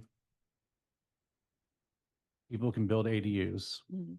There's been no rush to build ADUs. There's no long line of people waiting to build ADUs. And this ordinance is more restrictive than the current. And we haven't seen a rush of people waiting to do them, right? Correct. From what I understand, when this started 2.5 years ago, it was to have more specific language and have less up to interpretation. So now we're moving to an ordinance that's more restrictive than what we currently have, and we haven't had a run on ADUs. Is that correct? It is. And I would say even people that want to apply for ADUs in the future are not going to be able to with existing structures because they aren't within this, they are within 6-foot setbacks. So it's even limiting more people to potentially already had the option to build ADUs. Thank you. Can I just clarify? It's more restrictive on the setbacks, but it's less restrictive on the height. Correct. Yeah. So it's less restrictive on height and less restrictive on parking. Everything else is more restrictive on the number per parcel, the height, not the height, the setbacks, the size, the number of bedrooms, and defining it so we can fairly enforce it for rentals. Ellie? I just wanted to thank all the members of the code enforcement staff and the planning commission for all the work that you've put into this. And I also want to thank the public for a very vigorous conversation tonight. As you can see, this stuff is complicated. It's taken me months and months to wrap my head around what the ordinance said, let alone how we're planning to change it. It's just really tricky for a municipality of our size to do this. And I just want to, from the bottom of my heart, however the vote goes, I want to thank everyone involved for the work that you've put into it and the careful thought and consideration. I truly, truly appreciate it. Well said. No. Julie? I was just going to say that to just kind of bring this all back, we've had many, many months of conversations. This has been on the agenda for many, many months. I still think that most homes cannot put an ADU on their property, that in most cases, the home percentage of land is too great for any ADU to be built. So like to everyone's point, we're talking about very few ADUs to even be built based on these parameters. I personally feel like these are good changes. I know there are some issues overall with the overall agreement, but the changes that they're making are good changes for the future. Thank you. My apologies. My answer should have been no, because if I do that for you, then there's another 20 people that certainly have the right to do that as well. So I hope you understand. I didn't mean to be short, but I hope you understand. It's a little irony, right? When you take a step back, we've been talking about this for so long, and you can jump on either side of it, but to realize that it's somewhere between 2 and 30 in total over the next 10 years or 50. Excuse me, I'm talking now. Excuse me, I'm talking now. Thank you. One at a time. Thank you. But here we go for the last 2 years talking about it. It's obviously an incredibly emotional topic because it's in our backyards, right? Or my neighbor's backyard or that one's backyard. And the question is, do you want to take a small step, a very small step, tiny, in the direction of maybe a more affordable unit somewhere or not? That's the question I think we're talking about. And how does it benefit real estate people, like myself and others that have rental property? I'm talking, I've gave you the courtesy. If you don't mind not talking while I am, I'd appreciate it. Obviously, you can't do that. So that's the real question here. I'm going to close the public hearing and ask, is there a motion from any council person to amend Code Chapter 23 of the Kennett Square Borough Zoning Ordinance as it relates to accessory dwelling units, and to amend Borough Code Chapter 7 related to permitting for accessory dwelling units? Is there a motion? So moved. Is there a second? I'm going to ask for a voice vote. Joel? Julie? Is that a yes? Kathleen? No. Ellie? No. Timothy? Sam? Bob? Yes. It passes 4-3. It's a decision. Not everyone likes it, but it's a decision that's finally been made. I certainly agree with Ellie to thank everyone for the comments and the work to get here. Next, we have another public hearing on short-term rentals. Kyle? Yeah, same as the last item, short-term rentals. This has been in the same discussion. We've purposefully brought these two together just to try to help the discussion. Lexi, do you want to go through that slide? Yeah. Rachel. Okay. So short-term rentals, just to clarify, similar to what we just talked about, short-term rentals are currently not mentioned in our ordinance. So we have short-term rentals all around the borough. We just don't really have a way of regulating them and enforcing them. So this is really adding the verbiage to give code enforcement the ability to cite short-term rentals, to regulate, to inspect. So the first part is defining short-term rentals as a rental of less than 30 consecutive days, having that definition formally in our ordinance. Short-term rentals will be permitted in all districts. Subject to Chapter 8 permitting, annual rental permit, occupancy limits, and annual inspections will be required, just like any rental. So that means they have to pay their annual registration fee. They have to let us know the size, all the building requirement or building information, the occupancy limits, and then they have to have an annual inspection each year. The permits are not transferable without notice to the borough. So anytime a new owner takes over that short-term rental, they have to apply for another, they have to apply for a new rental registration. So similar to how it is now, if you sell your house, you have to, the new owner, if they make it a rental, has to do the rental registration. You still have to apply every year though. And then 1 parking space per bedroom, max 2 per unit. So it's very similar to the ADU ordinance in terms of parking. Really the biggest thing here is currently parking is not enforced of short-term rentals. It's not mentioned. Currently some short-term rentals are registered with the borough. However, I can't log on to Airbnb, find short-term rentals, and cite people for not being registered because it's not required per our current code. So really it's to kind of crack down on that and make sure that the short-term rentals we do have are inspected, are registered, and they're following all regulations. So short-term rentals have to follow borough code. They have to follow property maintenance code. So that includes noise ordinances, that includes animals, lawn care, all of that. So the goal is adding this, you still won't know short-term rentals are here because they'll be enforced. So that's that. Thank you. Council comment. Kathleen? Is there a penalty for not registering your short-term rental? Yep. So that's operating without a permit. It comes down to the same as Chapter 8 for all the operating without a permit. Same thing. They're going to need to have a management company within 5-mile radius. They will need to register. If they don't, it can go as far as eviction and taking back their UNO. Will apartment buildings, like some of the newer buildings, be subject to this as well? They already are. So any long-term rental is subject to all of the regulations in Chapter 8. If they became short-term rentals, they would be, but a lot of times short-term rentals are regulated within HOAs. So a lot of HOAs don't allow them. So I'm sure a lot of apartment complexes don't allow them as well. Any other council? Mayor comment? Again, I'll open up a public hearing related to this ordinance change. Are you going to read? Yes. Regina had a note on that as well.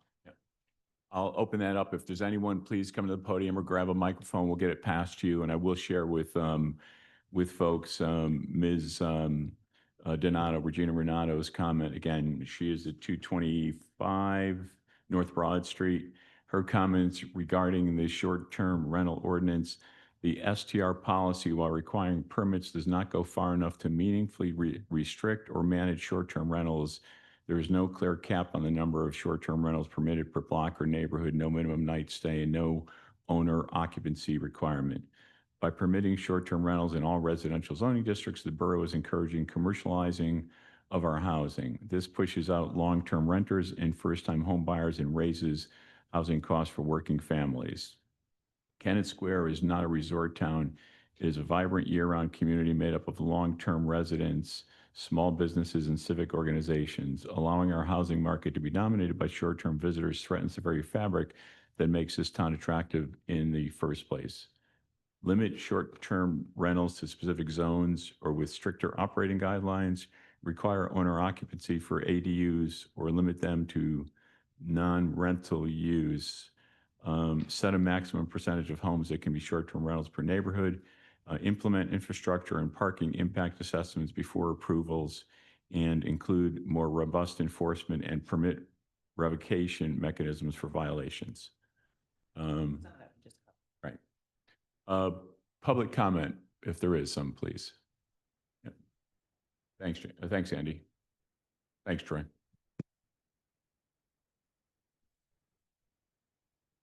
Thank you. John Thomas. I didn't understand. You say you're going to inspect these? They will be inspected. Some of them currently aren't because they're not registered, because we don't know about them. And I can't enforce Well, it. most of the last council has one. And the some one- are registered. Yes, some are registered, some are not. Yeah. And Mr. Pettick's got one or two or three. And his are registered, just FYI. Again, I am going to say traffic. I don't know why you people keep ignoring it.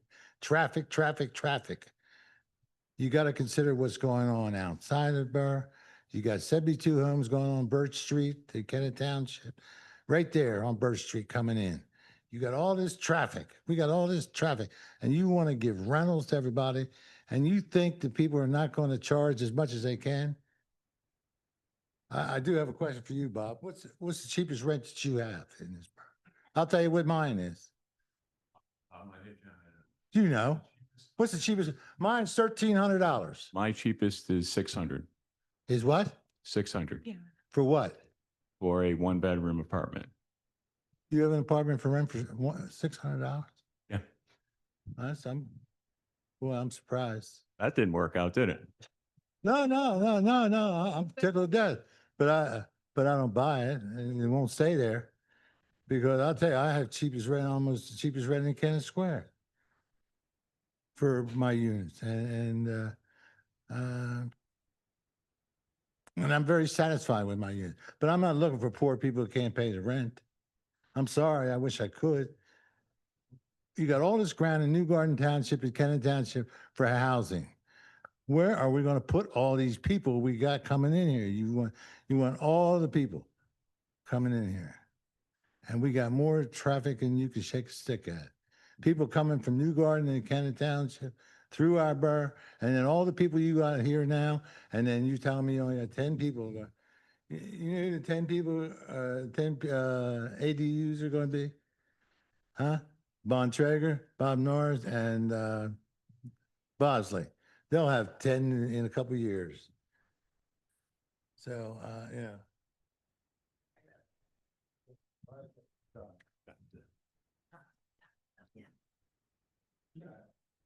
Charlotte Watson, 523 Magnolia Street. I don't know what you just said, but I wanted to say something here. I went around here about 3 years ago. This has been in my pocketbook ever since. Irwin Street, one of the biggest ADU. There's many ADUs in Kennett, many. They came in illegally. They sideswiped the zoning committee. That one, when I saw that, I was just amazed. It's as high as the house. Going up there on Irwin Street. When they got curtains, you know how you tell when they're inhabitable? They always say when the curtains go up, that's when the zoning inspector got to go in. That means water and sewer been running there. Then you got 234 Union Street. And I got written down here just what the things are. Garage, big as the house, 2-car in height, curtains to windows. 534 Garfield, garage and pool house structure or property line in the R1. I was wondering, it didn't fit. It backed up to the other people's property, but maybe they got a variance. But I didn't see no zoning information, posted on their property or around it. 234 Union Street, you can look, so many little houses in the back of there. 410 Center Street. 123 Mulberry. One of them was building it as I was driving through the alleys to investigate. And it's as big as the house. 306 Union Street. And that didn't include the one that somebody, a resident in this meeting came back to tell me personally about and gave me the name of the person who it belonged to, who's running an Airbnb, bed and breakfast, whatever you call it, right by in back of the cemetery, in back of the Church of the Advent. I know the name of the person, but I won't say it because I drove back here, I couldn't see it, okay? I was trying. I'm telling you, there's more here than you know, Lexi. And they've been building it before you came. And that's why they want these ordinances so bad, because they've been illegal. We now have a hotel, a book hotel. We didn't even hear about that. We didn't even see no sign till we drive past that on Union Street every day. There's a person hanging a shingle for the piano that's not allowed in the residential, and I would complain if I lived there. So, lessons. So there's all kinds of things around town. We had a zoning committee. We had a housing committee. We have everything in our ordinances to govern anything that needs to be built. And if you look at other governments, I didn't say people, other governments have been putting strict restrictions on where the homeowner has to be. Has to live in the dwelling or the accessory dwelling unit to have one. You can look all over the examples on the internet. Don't think I can't read the internet, I just don't like it. And you people are violating that. And you're sitting here allowing that to happen and say, oh, we don't think together. We don't talk to each other. You don't even have a purposeful response or dialogue to tell the audience using the ordinance language, whether it's fit or not fit. We can't have short-term rentals. Well, what does that mean? I know right across from this place on South Broad Street, somebody stayed in an Airbnb right across. People I know came from Georgia and stayed in that house. I said, Airbnb where? When they told me the address, I was shocked. You cannot control this. That's 4 minutes. Thank you. This is a hearing, isn't it? With 4 minutes, yes. It's a hearing. Is there anyone else? A stenographer, Mr. Norris. We're supposed to have a stenographer when we have a hearing. And you can't get around it, Mr. Karate. Troy? You're supposed to have a stenographer. Don't get ready to tell some far-fetched whatever. If I could, there is no requirement for a stenographer. Regardless, there's no legal requirement for a court stenographer for everyone. Mr. Thompson? Yeah, just a couple of items. Lexi, I know you've been working on this for quite a bit. When I met with some of the people dealing with Westchester, I'm not sure if you've benchmarked to how they're doing, because one of their challenges they had around pulling this into control was punitive fines. And that's what has gotten them in line over the last 2 or 3 years. So again, not sure if you've reached out to them, but when I met with them probably a couple months ago, that was something that kind of stood out. And, you know, when we start talking about the dwelling units and so forth, I got Kennett Townships. This is how much they require for an ADU. So again, not to tell you your job, but something to look at.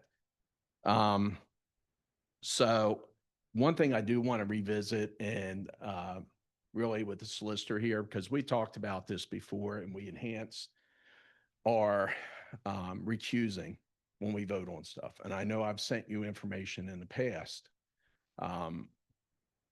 We had an ordinance, we got another ordinance here. Again, I would just ask that the people that are on council to disclose how many rental properties they have, or if they have rental properties before they do their vote. Luke spoke here. I know he manages or is involved in 40 properties in addition to his own rental property. So when he comes in to talk from a planning perspective, I think constituents deserve to understand, where do you sit on that? Matt, you've been very clear. You've got a B&B and so forth. But again, unless you're digging into documents and you guys vote, we don't know it. And if we're talking about changing something, can you change to one after this ordinance changes? Are you going to then open up more rental properties? on properties you own. So that's the one thing I'd ask just as a takeaway. I know we've enhanced what has to be recusing. And I would just say we kind of got away from that from the last one and this one. Thanks. So if I can speak to that, this is a change to the ordinance requirements that address the borough writ large. It doesn't address any individual property. Therefore, if someone has a rental property or doesn't under the State Ethics Act, they would not be required to recuse themselves just by virtue of voting for this ordinance. Okay. And I do want to add that we are working on the fee schedule to incorporate fines for noncompliance. So that would be something coming forward that would apply to all enforcement, not just short-term rentals. So legally, you guys don't need to do it according to sunshine laws or whatever the disclosures are. But again, we're talking about having good governance here. We probably should be sharing that with the constituents. Thanks.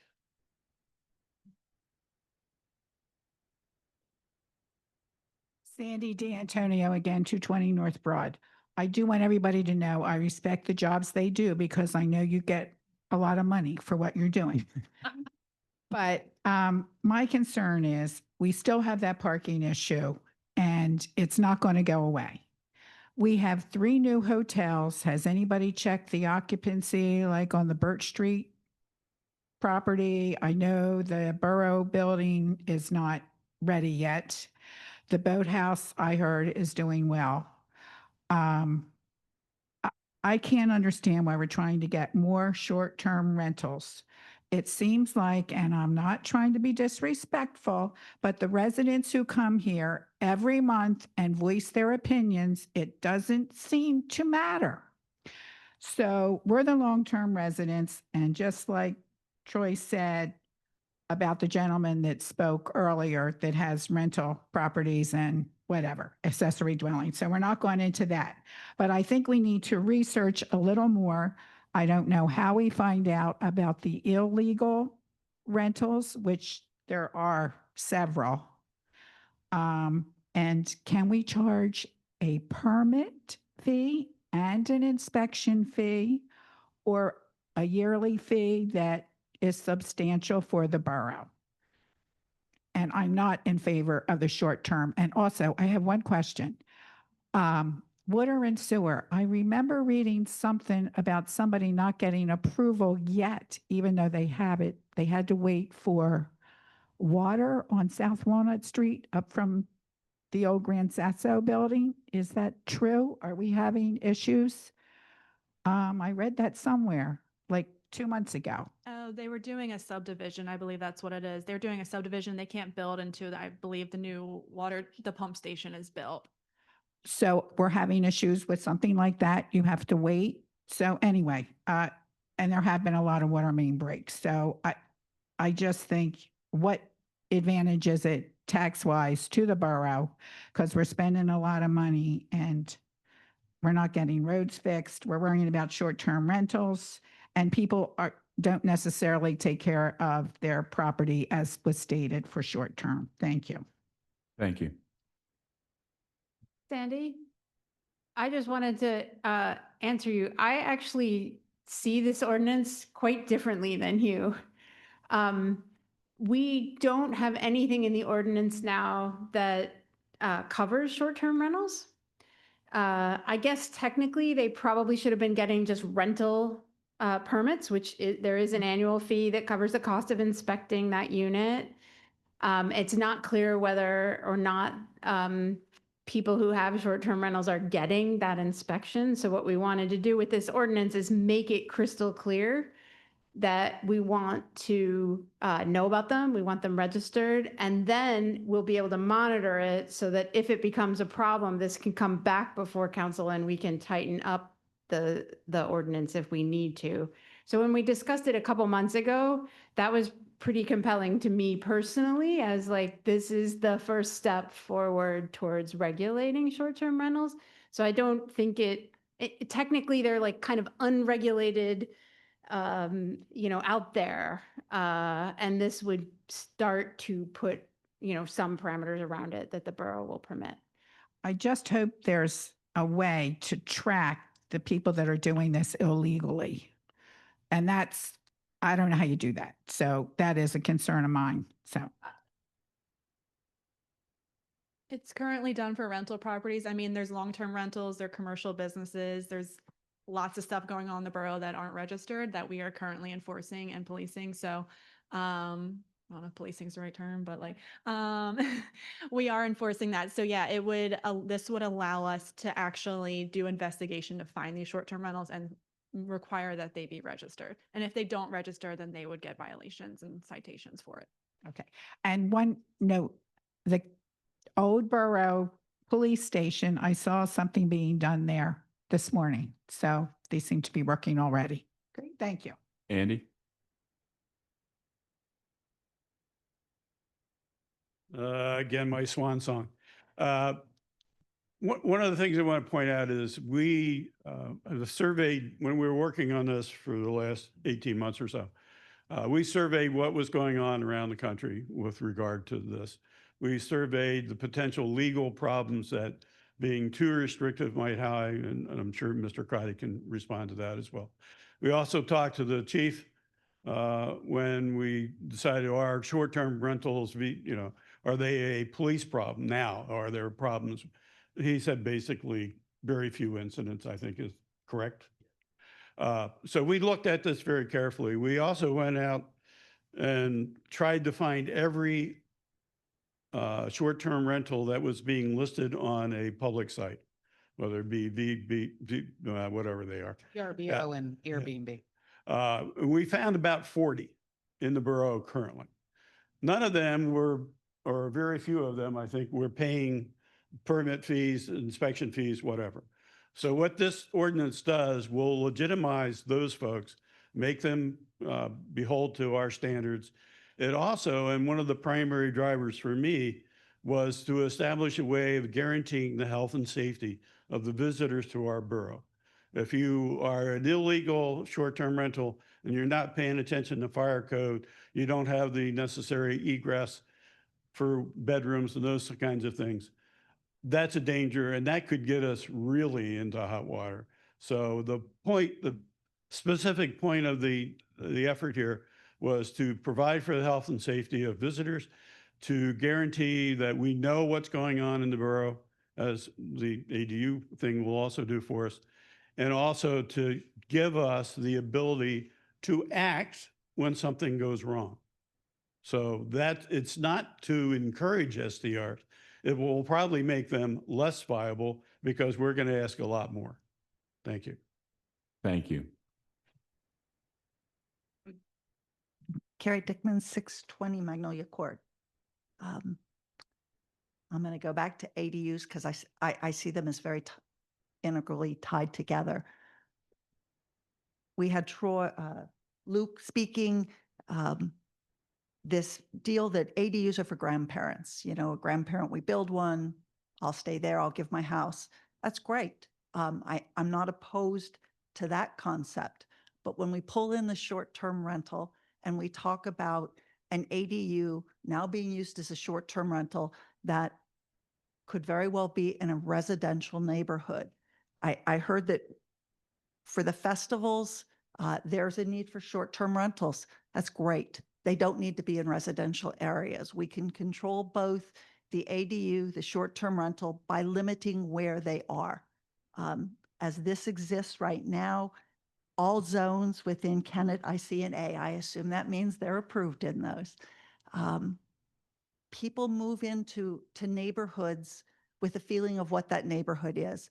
I was asked I don't know, I've been going to a lot of meetings lately, whether my neighborhood, whether we felt like we were integrated in Kennett Square. I'm a walker.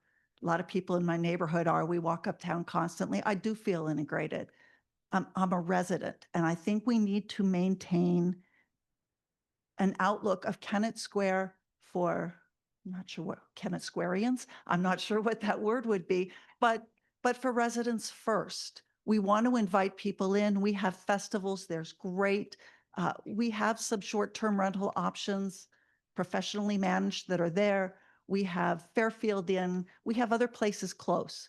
But before we impact our residents by sticking an ADU and allowing it to go short-term, So I'm going to call that a party house.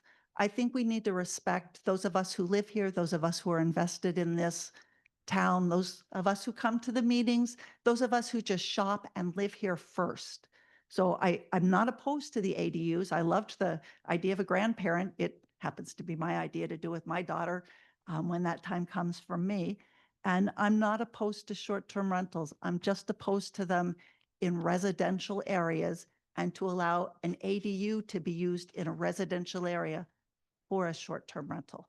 And I think that needs to be, or could be clarified in this and corrected so that it works for everybody and it works for the community. Thank you. Is there any other public comment? Can I ask Andy a question? Because I'm pretty sure that went around in your question was asked during the process of short-term rentals. Could we limit those and why should we and why shouldn't we? I think I'm not aware do I play one on TV? However, the research that we've done, when you start restricting by zone, by property owner, all the restrictions that have been mentioned tonight, they impinge on a constitutional right to do with your property what you will, given certain restrictions, zoning codes and stuff like that. Mr. Crotty might be able to give you a better answer on that. But we felt it was less likely that the borough would end up in a costly legal fight over something that by saying, oh, you have to do this or that is restrictive of other people's rights. And we can, sorry to add on to Andy, sorry. We can legally restrict them in zones and all the mentions of restrictions. However, we're probably going to lose in a legal argument, like an illegal fight battle with that owner, because they're going to pull their rights in at court and they're going to win. So it's happened all over the world where states and municipalities regulate these and they lose and they cost court money, it costs legal fees, all of this just to get your restrictions granted, like taken away. So I won't comment on whether we would lose or not, but I think it's an appropriate step to treat all the districts equally with respect to the short-term rentals. And remembering that the purpose of this ordinance is to impose restrictions and regulations where there are currently none, or there's definitely an argument that there are none that exist. Thank you. Is there any other public comment? Mr. Mayor. I wanted to respond. I didn't want to bring up my ownership of short-term rentals until after public comment before council takes action tonight. A couple thoughts that I did want to share. My property at Maiden Lane, 224 Maiden Lane, is a 4-unit short-term rental. I converted it to a short-term rental during COVID, so in 2020.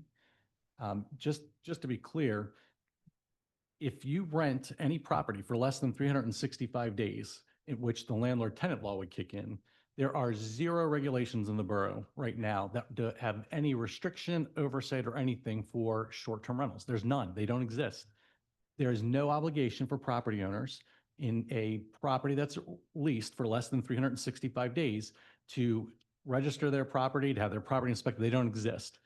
When I converted my property on Maiden Lane to a short-term rental, on there, I voluntarily went in and registered it with codes, and I've complied with annual inspections, have made updates to the property. For example, there was a request from the inspector to install lit exit signs. Before we didn't have lit exit signs because they weren't required in a private residence, or they weren't required in a long-term rental. So we made those improvements voluntarily, but there is 0 requirement. We could have just said no, and we're not going to register them. So I just want to be clear that the ordinance gives our staff the teeth to actually enforce them on there. Because I have my short-term rentals, I have followed this all over the US, and it is absolutely clear, and I respect Mr. Karate's, that he doesn't want to talk about whether he would win or not, but the lawsuits have fallen over and over and over again that you cannot restrict by zone. I mean, I'll show you 100 of them because I looked at them to see how it might impact me in the future. However, what we can do is consider limiting the total number of short-term rentals in our community. There can be a cap there. So my personal recommendation is if council decides to pass the ordinance, it's the first time we'll actually have teeth. It's the first time we'll actually be able to enforce it. It'll be the first time that our staff could go into Airbnb and say, see, oh yes, there's a home on State Street that's marketed for short-term rental, but is not registered. Right now, when you see that, there's no authority, there's nothing that can be done. So I'm as a short-term rental property owner, I'm very in favor of putting these in, making people compliant, making sure we have safety inspections. I think all those things are very, very important. And I think phase 2 of this could be in the future, limiting the total number that we want to have in town. That could be an additional, that could be an amendment to the ordinance in the future. But if we don't pass this now, there is no teeth. So I personally think that if we get this passed, it gives our staff tools, and then we can look at phase 2, which could be the total number of units that are out there and additional things. I did want to point out there that I just refinanced my property, so I had to do the research on this. In the borough for the short-term rentals, the average occupancy, so the total number of stays right now is under 50%. It fluctuates during the year, somewhere between 48 and 54% occupancy, but more than half the time the properties are vacant on there. So the only reason I wanted to share that is when we talk about traffic or things like that, if they were occupied full-time by long-term permanent residents, then there is more of a likelihood that there would be an increase in traffic because half of the time now they sit empty on there. And we went through every one that we could find on Airbnb, VRBO. We made a spreadsheet of those and looked at them. And it comes out to less than 54% occupied. So I'm a very big supporter of this. And I think that as time progresses, whether it's 3 months, 6 months, or 9 months, or a year, we can continue to come back to this and say, do we want to restrict the number? Do we want to grandfather folks that are in now? Do we not? How is that going to work? But I think this is a great first step to getting control of it where we have zero control now. So I wanted to share that from my personal perspective on there. I won't be voting on this ordinance tonight, of course, because there's an odd number of council members. So we've got a full complement on there. So I won't be voting on it. It doesn't impact me personally, but I do, like I said, I have my 4 unit, which is all currently as a short-term rental. And they're at 224 Maiden Lane. Timothy? Sam? Ellie? Kathleen?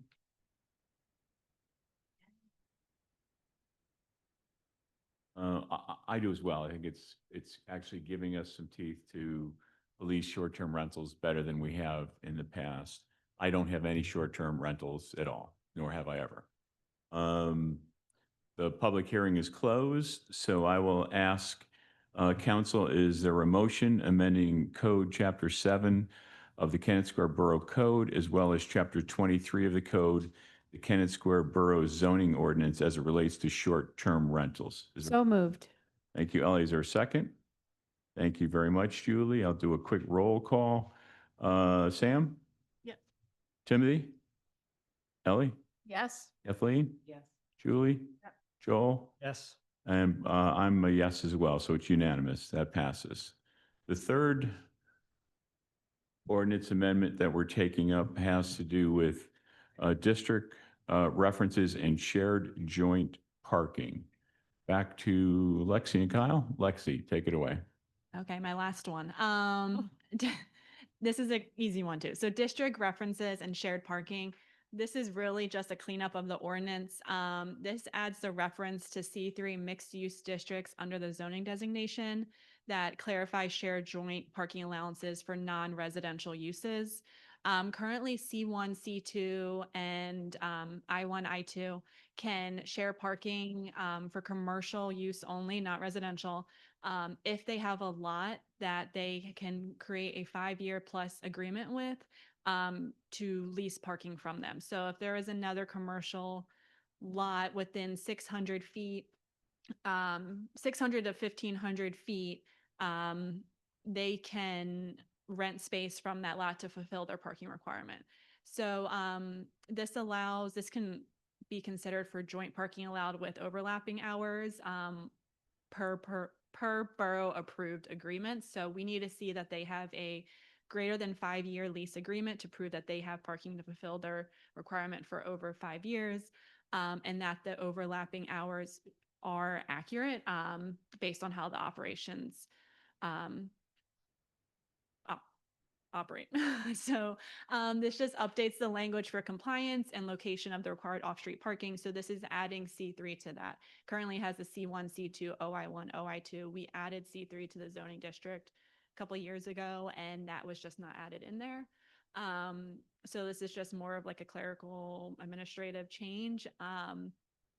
For an example for everyone, like if there is a library who has a large lot and there is a bar across the street, that bar can have an agreement with the library to rent spaces from them, assuming that the library closes at 4 and the bar doesn't open until 4:30. So you're going to have that empty parking lot at the library at nighttime, but the bar doesn't need those parking spaces during the day. So it's really just a way for us to share parking allowances to make it feasible for business owners. And it's just adding the C3. Currently C1, C2, OI1, OI2 is all allowed. Yeah, that's that. Lexi, do you know why it was left out originally from C3?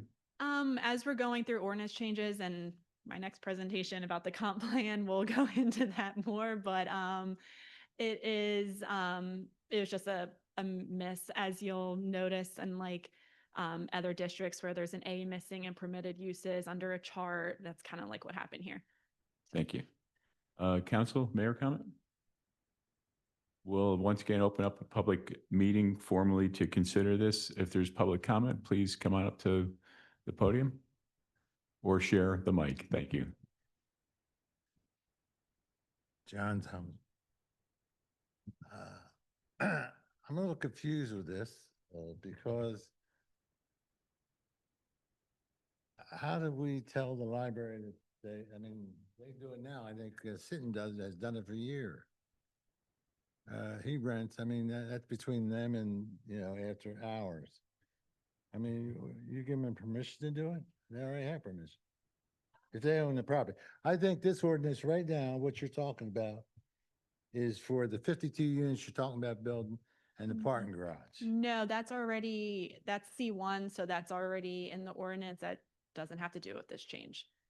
Well, And they're residential, actually, so residential is excluded. from like the library. The completely. library doesn't have to ask our permission to rent, They do, because they need to fulfill their parking requirement with us. Just asking. Yeah, and we need to make sure that that parking requirement is fulfilled, or else people are parking wherever they can find spots. Mr. Crowder, you wanted to say something? Yeah, so John and everybody else, this deals with the minimum parking requirements of the ordinance. Someone can always have an agreement, business owner A can have an agreement with business owner B to allow overflow parking or whatnot. Right. This only addresses the required minimum park ordinance. Okay. Yeah, I was just confused. I was saying, what are we interfering with two property owners? Yeah, we're not doing that. Yeah, man. Is there any other public comment? Going once? I got one. Okay. So is this going to deal with any of the exempt properties? Is that in scope? Does this deal with any exempt parcels? Like, Does this on shared parking and meeting their requirements, could that involve exempt property ownership within the borough to satisfy that? it could, the exemption status with the county doesn't really play into it. It's more so when you have a change of use and the property needs to have the parking required. Yeah, I just want to propose there's two different things because we ran into that on State Street where we did the 10-year perpetual lease. So just contemplate the implications that when somebody signs a lease, it changes potentially the impact to Chester County for the tax assessment, that they have to start recognize that as a non-exempt use of the property associated with the lease. And they may even need to, if it's a longer term lease, may even have to register with the state of Pennsylvania as a lease through deeds. That would be, so I'm trying to follow. So like if it's between two, it's agreement between two private parties. So if one of the parking lots is owned by if the parking lot's exempt and a private company rents from them, then yes, that would be with the county, and that would be that they are now receiving an income agreement from that And- private yeah. And when I met with them over that, is they're looking for a notification from the borough to the county Mhm. to reassess that property. All I'm saying is, if we start doing those things, make sure we're closing the loop on the revenue opportunity back to the town, because it would move it from an exempt property to a non-exempt.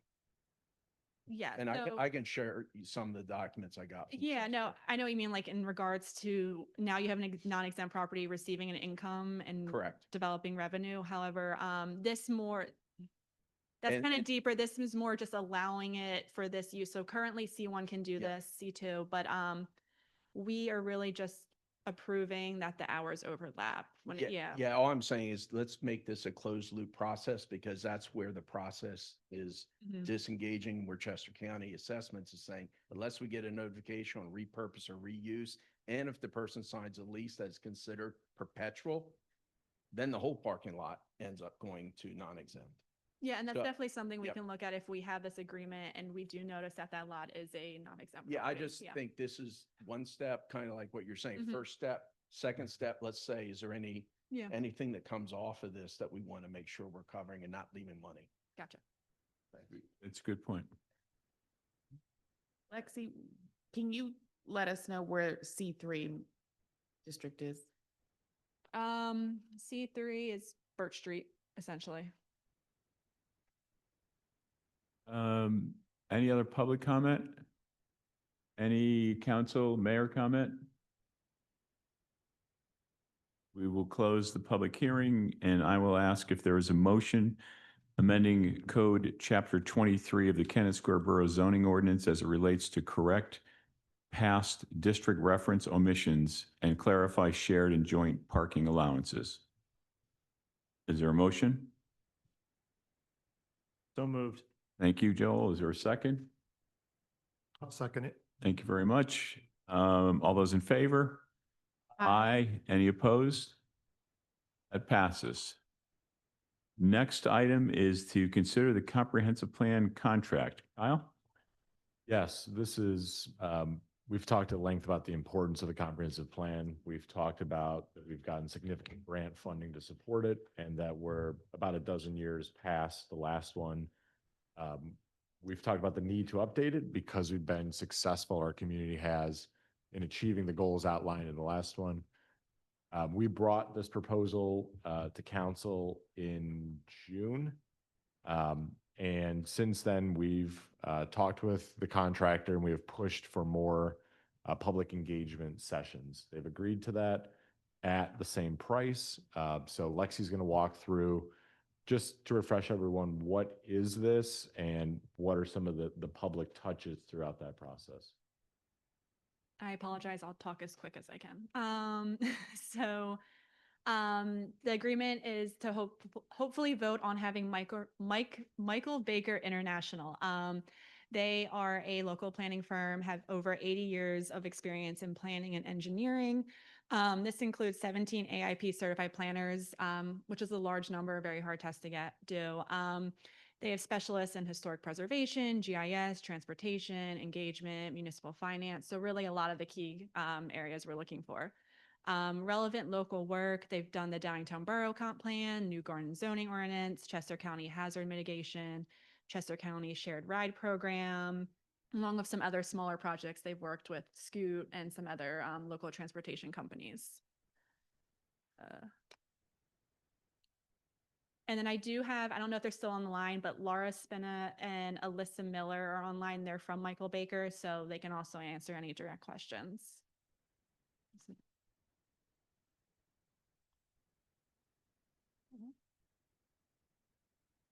Am I good? Okay. So scope of work, the project phases, there are several phases: understanding the borough, imagining what's best for the borough, strategizing our next steps, adopting them, and then implementing them. Focus topics: housing, transportation, community engagement, infrastructure, and resilience. those are the 5 focus topics they mentioned. However, we can have up to 7. So that's kind of where community involvement and different organizations will come into play to see if there's something else we want to switch out or add to that. Their approach is implementing implementable planning with measurable community-driven outcomes. Public engagement. So this is the biggest part for us. We really wanted to make sure we've heard all of you guys with your recommendations and your questions and concerns. So public engagement is huge. We'll have different surges: engagement surge 1, introduction, visioning, community surveying, and mapping. This will have an in-person pop-up event and an in-person community workshop. Pop-up events can be Mushroom Festival, Third Thursdays, Farmers Market.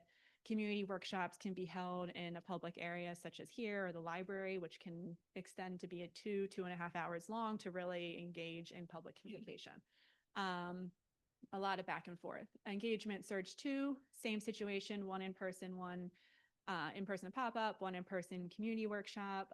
This is focusing on feedback on policy scenarios and focused topic strategies. So we're aiming to have these meetings in November and December for the first surge, and around June and July of next year for the second surge. We're also going to have a lot of digital and print material, printable flyers, newsletter, and website language and content, sample social media posts. All the print and digital material will be translated into Spanish, and consistent branding. So they're going to help create a vision statement, potentially a logo if we feel like that's necessary, just what the public visions is kind of square and updating them. Steering committee. This is the committee that will mostly make up staff, planning commission, and a few other members of residents, businesses, nonprofits that make up the borough.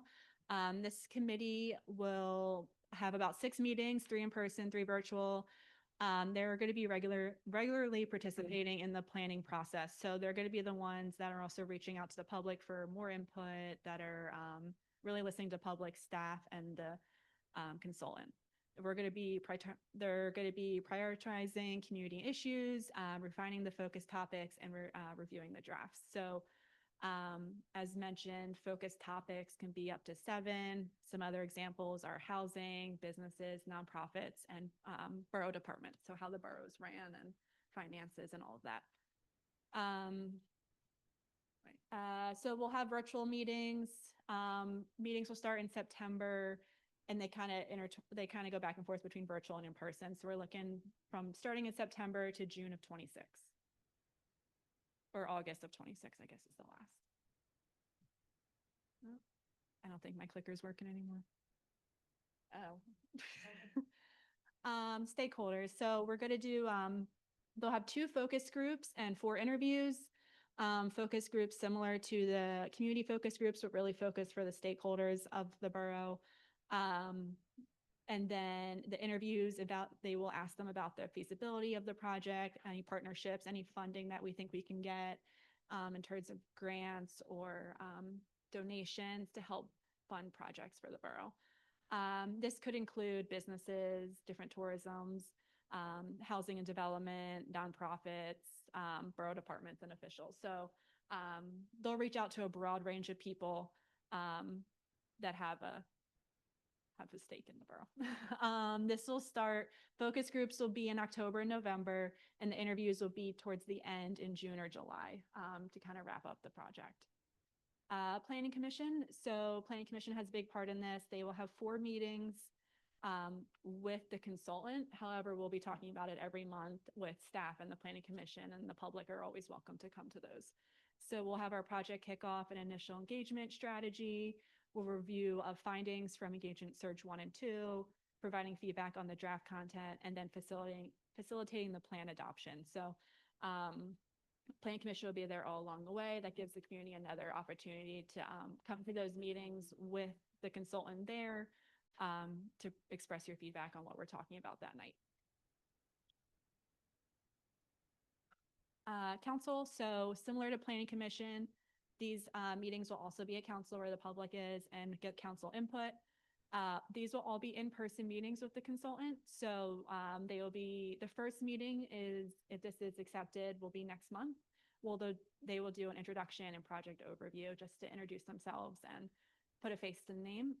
Review of the findings from engagement surge 1 and 2, they'll come and do those as well. So you guys can see what your fellow residents had to say at the outreach programs and at the pop-up events. And then reviewing community feedback and draft plan. And then finally holding the public hearing and adopting the final comprehensive plan. So the goal is to start in September and hopefully have our public hearing in January of 27. So it's a long process. Deliverables, we'll start out with a site tour with the staff.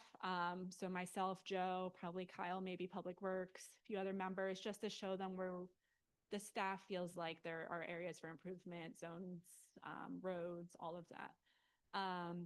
Logo and branding graphics, they're going to help us with a vision statement. Ours is a little outdated, so I think that's good.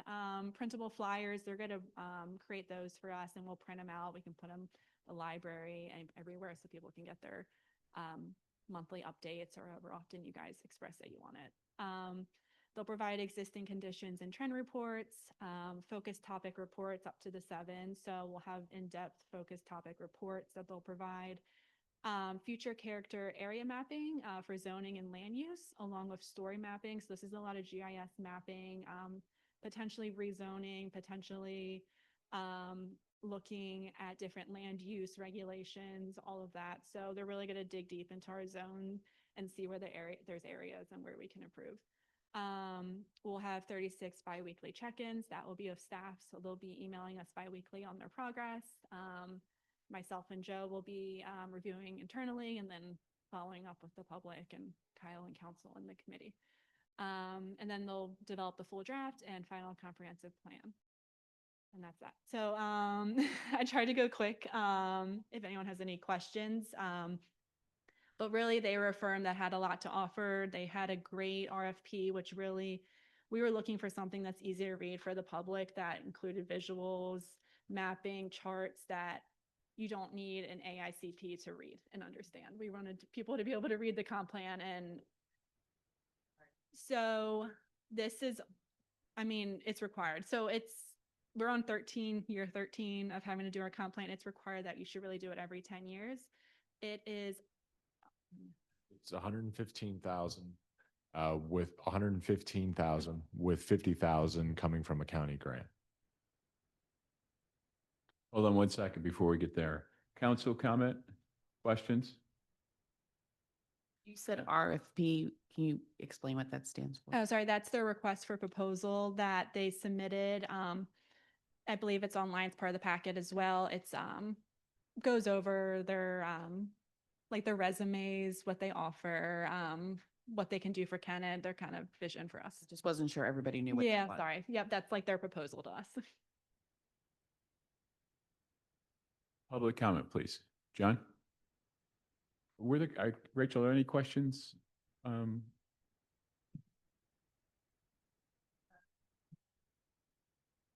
they're still there. Okay.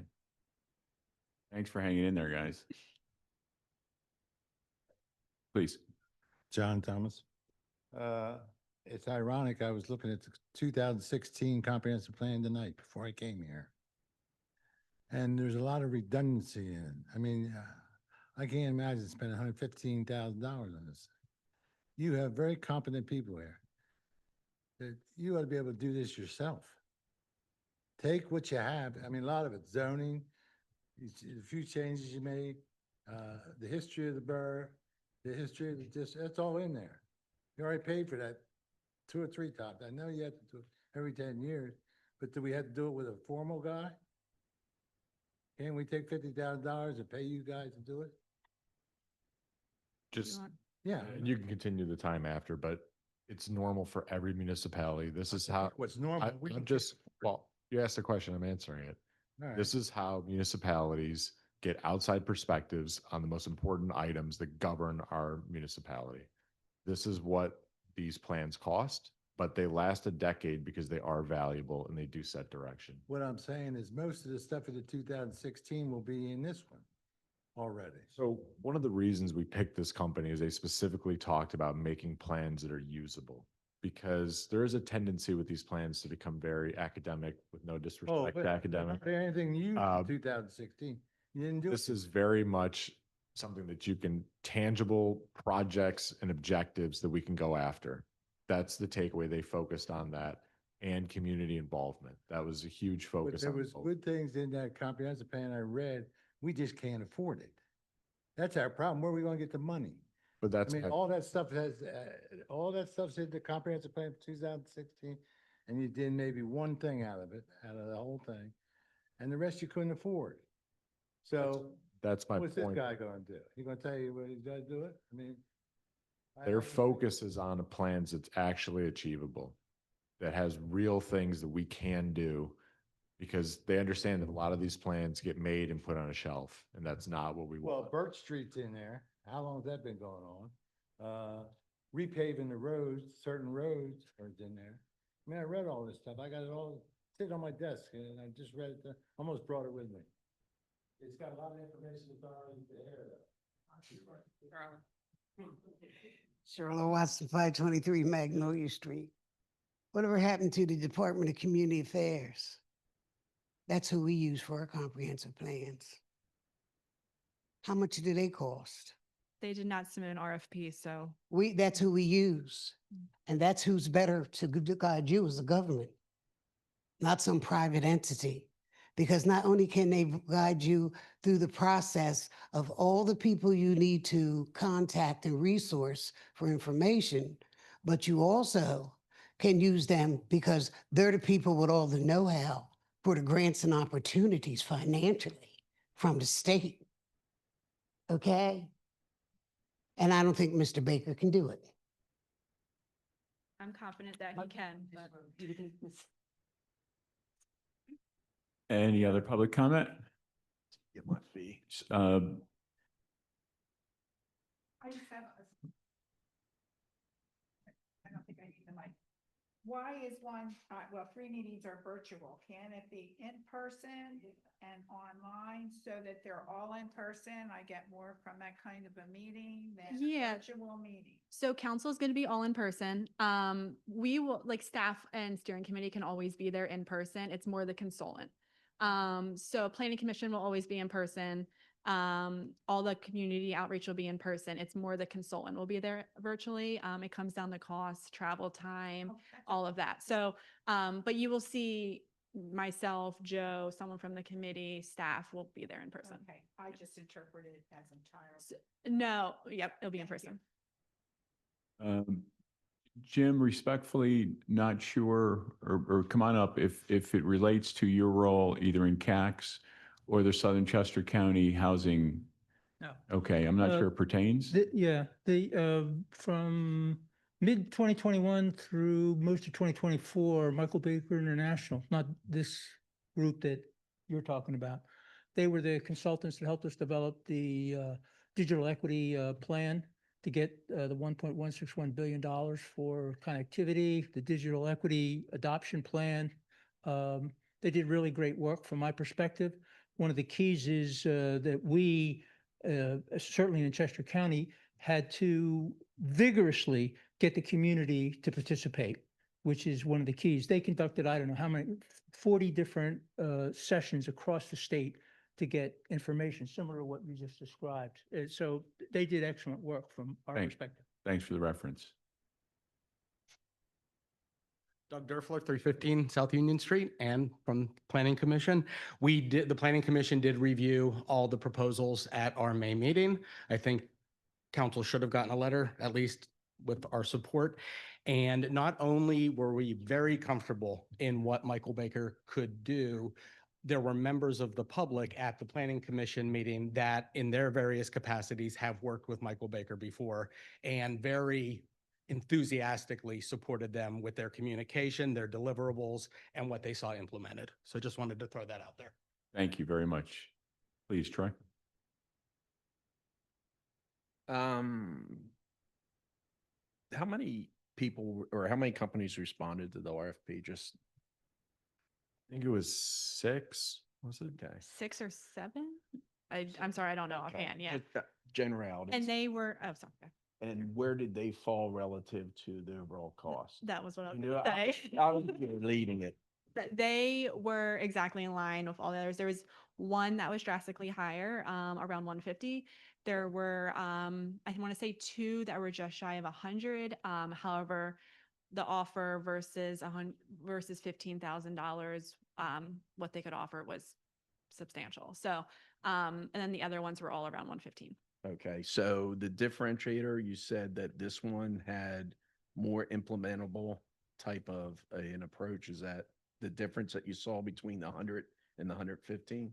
Yeah, so that was one part of it. The other part was that they seemed to strike a good balance, which the highest one was really sort of a national firm that did really strong on, they would do studies on the cost of development. They would really give you these really great models, but it felt a bit detached from the local borough.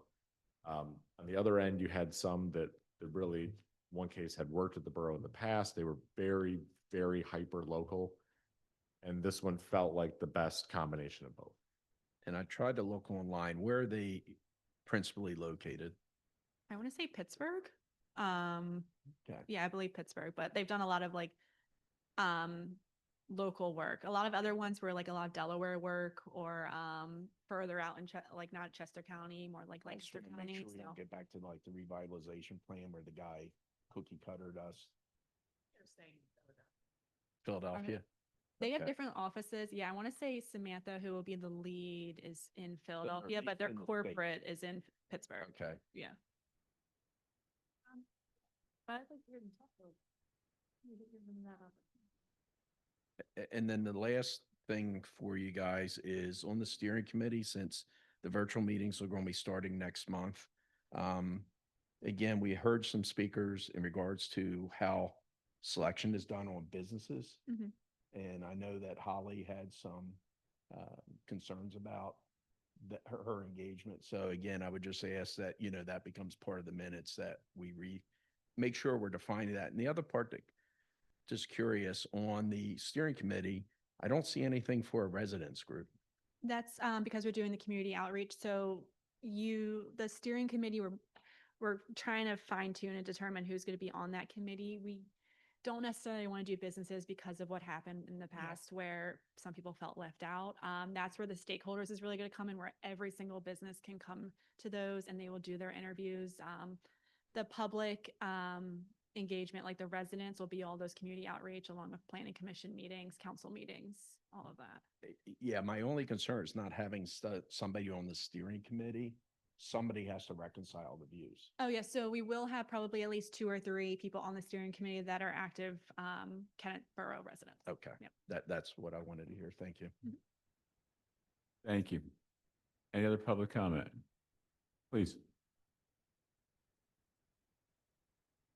Street. Do we have the money in the budget? I can't, I have this, but for the life of me, I don't know. Do we have a surplus of $115,000? This was budgeted in the 2025 budget, but obviously we won't expend it this year, so we're going to roll it over. So it is Do funded. have surplus, and it's not gonna cost any more taxes for us. 50,000. Can we fix the roads, the potholes first? Is there money for that? More importantly than this, you did a wonderful job. That was a lot, but is it really necessary to do all of this? We're We just did required. it and We are. can we just It's- copy No, what we it's, had? it's required by law that we do this every 10 years. Oh, it We're is? 3 years behind. Okay, I didn't So- hear that part. So it is necessary by Yeah. law. Okay. And we have the money. Okay. That's good. Thank you. Unless there's any other public comment, Council, Mr. Mayor? Would the folks from Michael Baker, who've been very patient for the last 2.5 hours, like to say anything? I'll take that as a no. Based on the recommendations of the Planning Commission and our staff, is there a motion to appoint Michael Baker International to do our updated comprehensive plan at a price not to exceed $115,000? Thank you, Julie. Is there a second? Second? All those in favor? Aye. Any opposed? Bills, Joel, we have some bills in front of us. Yes, sir. As mentioned at last month's Finance Committee meeting, we performed our review of the bills and are recommending that they be paid in the amount of $476,305.73. Is there a motion to approve that? I'll move to approve that. Thank you, Kathleen. A second, please. Second. Thank you, Sam. All those in favor? Aye. Any opposed? It's unanimous. And approval of council meeting minutes for July 9th. Any council comments, mayor comments? There was one minor typo that I gave to Rachel earlier today that was fixed. Is there a motion to approve the July 9th meeting minutes as presented? So moved. Thank you. Is there a second? And all those in favor? Aye. Any opposed? Again, it's unanimous. We have time, but you don't have to, but you're more than welcome to comment. And then we have another session. You pulled the short straw, Denise, on the capital improvement plan. That'll be no more than 2.5 hours, I'm promised. Is that right, Denise? I'm sorry. Is there any other public comment that we haven't gotten to? Troy, first, please. Just a quick one. In regards to the parking, you gave the update at the beginning of the meeting. I think one of the questions we were having was around the parking spaces, that there are handicap spots that will tow if you don't go to Gish's. I think that was one of the key things that the American Legion was looking to get clarification, because they have a certain amount of people that will need that as parking. So if you can comment on that. Yeah, so those spaces are on the Gish's property. So they can legally tow. They can legally tow, yep. So is a solution to that providing some handicap parking on either Broad Street or State Street around the entrance to? Yeah. Or Okay, American Legion we're talking about. Okay.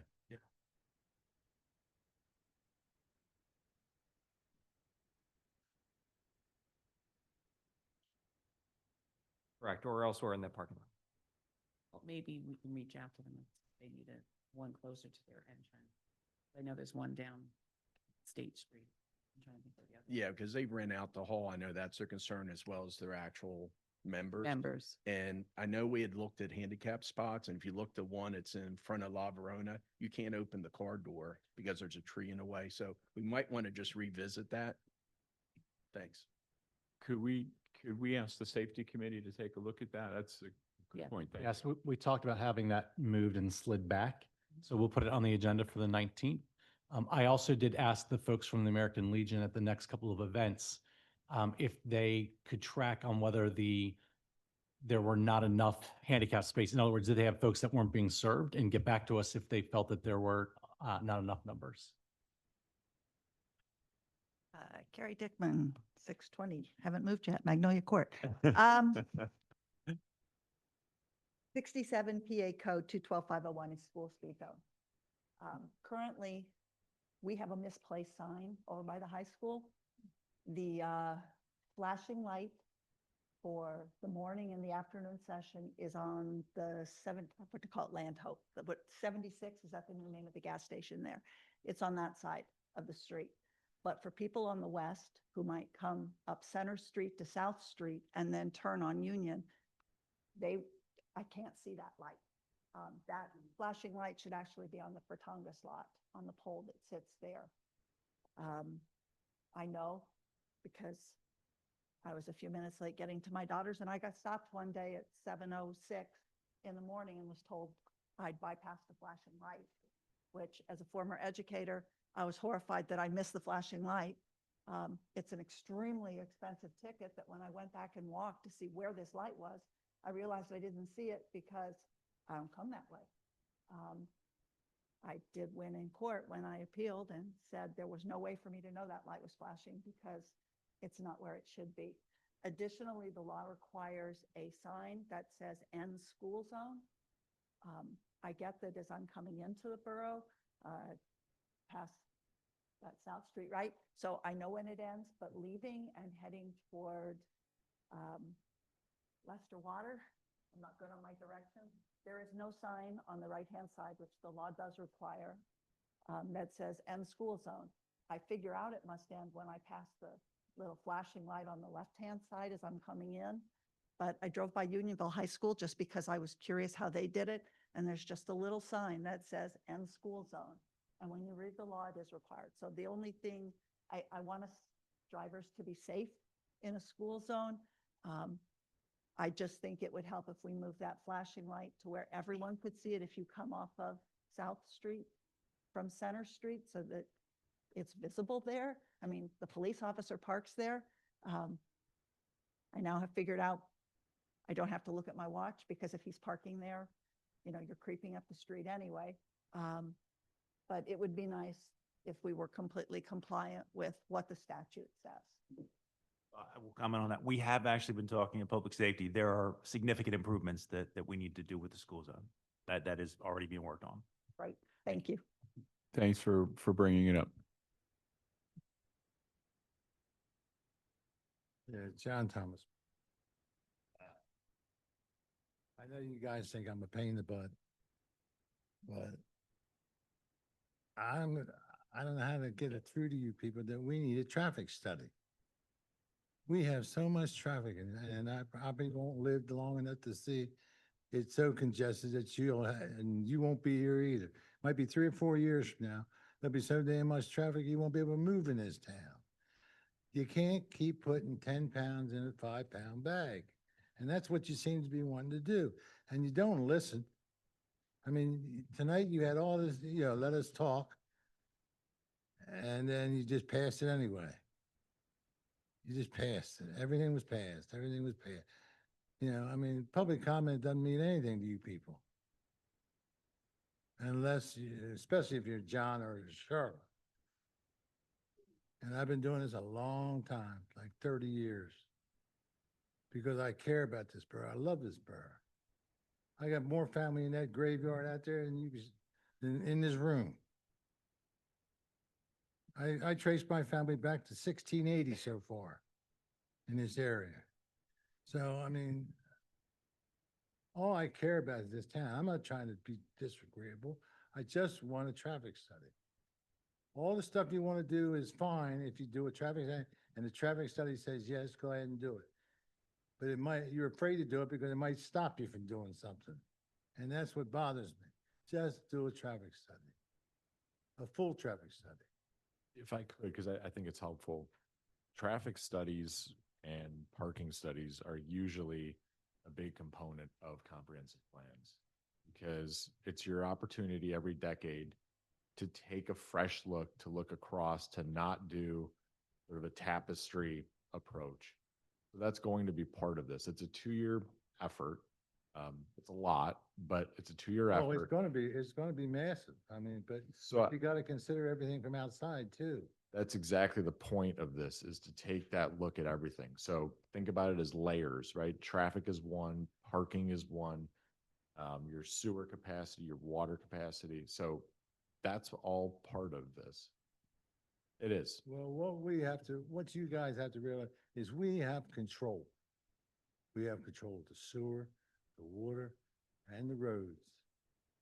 And we can tell people what we want them to do. And I don't mean the citizens, I'm talking about people from outside. We have control. We don't seem to use that. We just give them stuff here. Yeah, you're gonna build something here, give it. As long as you pay us, we'll get. What concerns me now is I think I read about the new place out on Birch Street. The old fertile soil. They're gonna build 72 houses out there. My understanding is that the housings might not be metered. It's all gonna go to the pumping station or whatever. Well, in the comprehensive plan I read tonight, one of the things they've been talking about forever is changing the water meters in town. Because after 15 years, the borough's losing money on them because they don't read right after 50. I didn't know that. I thought those things were solid.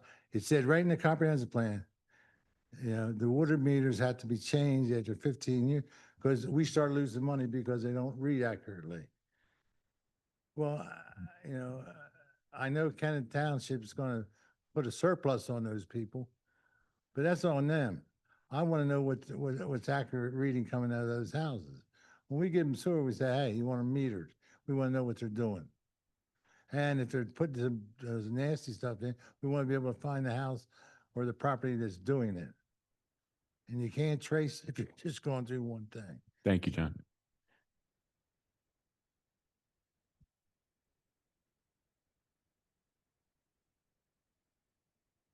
Charlotte Watson, 523 Magnolia Street. I'm speaking about the hotel. There's no rules here. We don't have, we don't have any rules for the short-term rentals. That's not true. That's never been true. I don't have my blue book with me tonight. The laws are still on the books. The old blue manual. And I have it. We've always regulated rental units, no matter what size and what condition or what purpose. Anything that's rented in Kennet has been monitored. Hotels, boarding houses, we used to have a lot of boarding houses, all of it's in there. It's a simple sentence or two or three, but they say more than you do here tonight with all this rhetoric. And the impact is, if you got one, you got to be inspected and at your pay. There's always been one when you were erecting things, because I've been calling the zoning office when these things went up. When people say, oh, so-and-so got this, so-and-so got that. Well, I called Rusty. What's going on, Rusty? So let's not make the rules up. And my book has a lot of stuff in it. I don't know what book you're using, but the old one's still on the books. And any court of law will hold it up if you don't have one. Because we did have one and we do have one. The second thing is that when I heard about one other thing I was trying to remember, but that one really gets me. It was the parking and something else you said. John was talking about the comprehensive plan and the parking. How you keep having this parking? How you keep putting the cart before the horse? Because while you're waiting 2 years, we've seen everything you're planning to try to put in and pull past us. We've been to the NVF meeting. We've been places. We've been to see this stuff. So in that 2 years, they'll dance and work as hard as they can to get ahead of any rule that's going to be put in. That's what's been happening here the last 20 years with these no good people that have been on council. This has been paved. It's been coming. So when you see my heat, you know that I've sat here and watched ill-equipped people run this borough and don't have no stake in it. There's no family. There's no blood here for them. I come from almost 100 people that was here. John probably comes from almost 50 or so. I knew we had more, John. Almost every family in this area had a clan with them. We never seen this kind of disgusting irregard for humanity.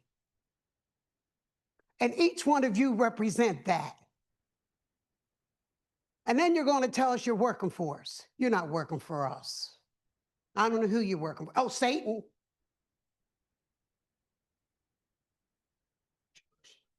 Hey. Are there any other friendly comments?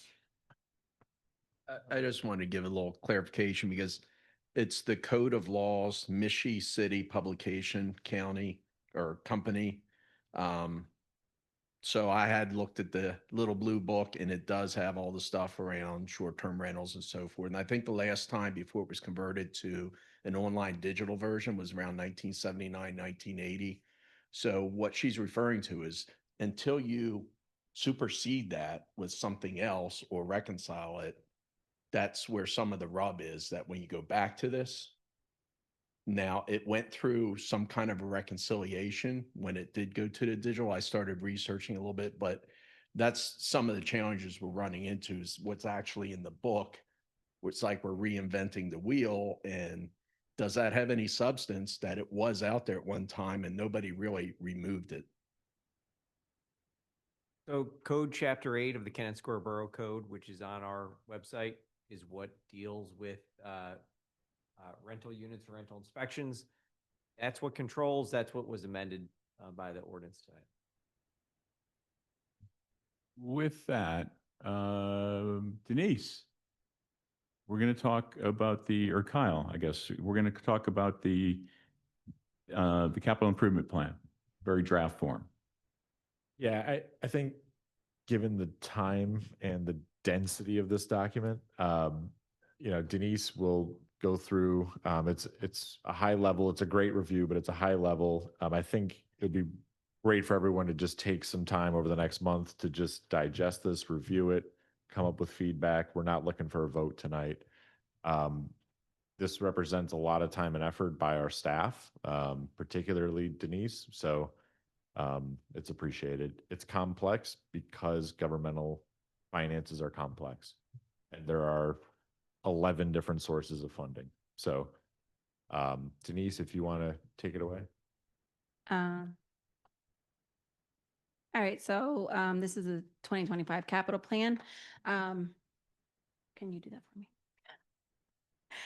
For anybody who doesn't know what a capital plan, it's a comprehensive strategy outlining how an organization will manage and invest in its physical assets like buildings, infrastructure, and equipment over a specific period. It involves forecasting, budgeting, and managing these investments to align with the organization's long-term strategic goals. And that's just a fancy way of saying we take the things we need to improve in town, such as infrastructure, water, sewer, this building, anything, and we plan out the costs and how we're going to pay for it. The funding sources you'll see, we use grants, taxes, water sewer payments, bonds, fees and fines from, for example, parking, municipal partnerships, and developer funding are just all ways that we use to pay for the different projects. So touching a little bit more on grant funding, the most common ones that you'll see, we kind of listed them here. We've got the Community Revitalization Program, the Transportation Alternative Set Aside, Redevelopment Assistant Capital Program, the statewide LSA, and the Vision Partnership Program.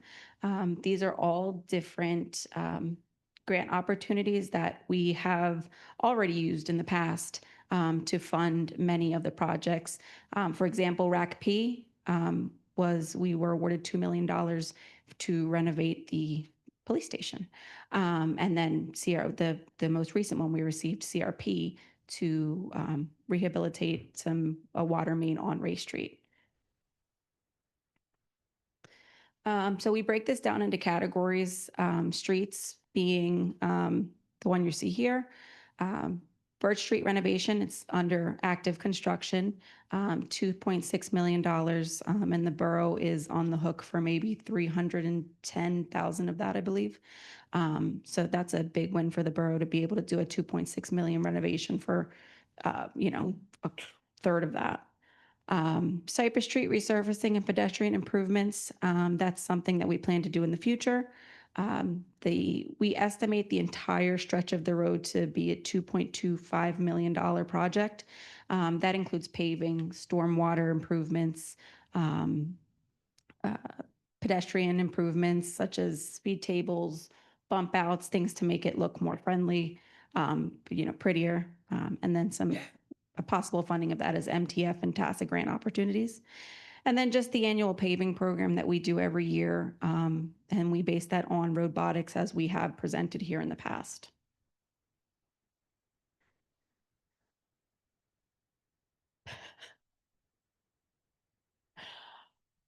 Rachel. Oh. So like this. I think it died. I think the battery died. Okay, water. Okay, all right. Water, as you can see, there's significantly more projects. I won't go through every single one of them. If you have questions on individual ones, I'll let you ask me those. But it's basically updates of water mains. We've got our lead lines, that we have to replace by 2037. Booster stations for, to improve water pressure in different areas of town, and hydrant replacement and upgrades of our current wells for both water quality and future PFAS treatment. For sewer, not as many projects, but it's definitely ones that cost a little bit more. The biggest one being the wastewater treatment plant improvement and expansion. We're currently in planning stages, nowhere near design yet. It's about 5 years out. We estimate it to be around 24 million, but that's a really early estimate. It could be lower than that, but that's just initial estimates. Without doing design, it's hard to pinpoint where the dollars are going to fall for that. But for that, we plan to apply for grants and pay for it through a municipal partnership as well. Security upgrades, sewer main replacements. We do yearly sewer pipe relining, and we kind of follow the pavement schedule so that we don't have to rip up brand new roads that we just paved.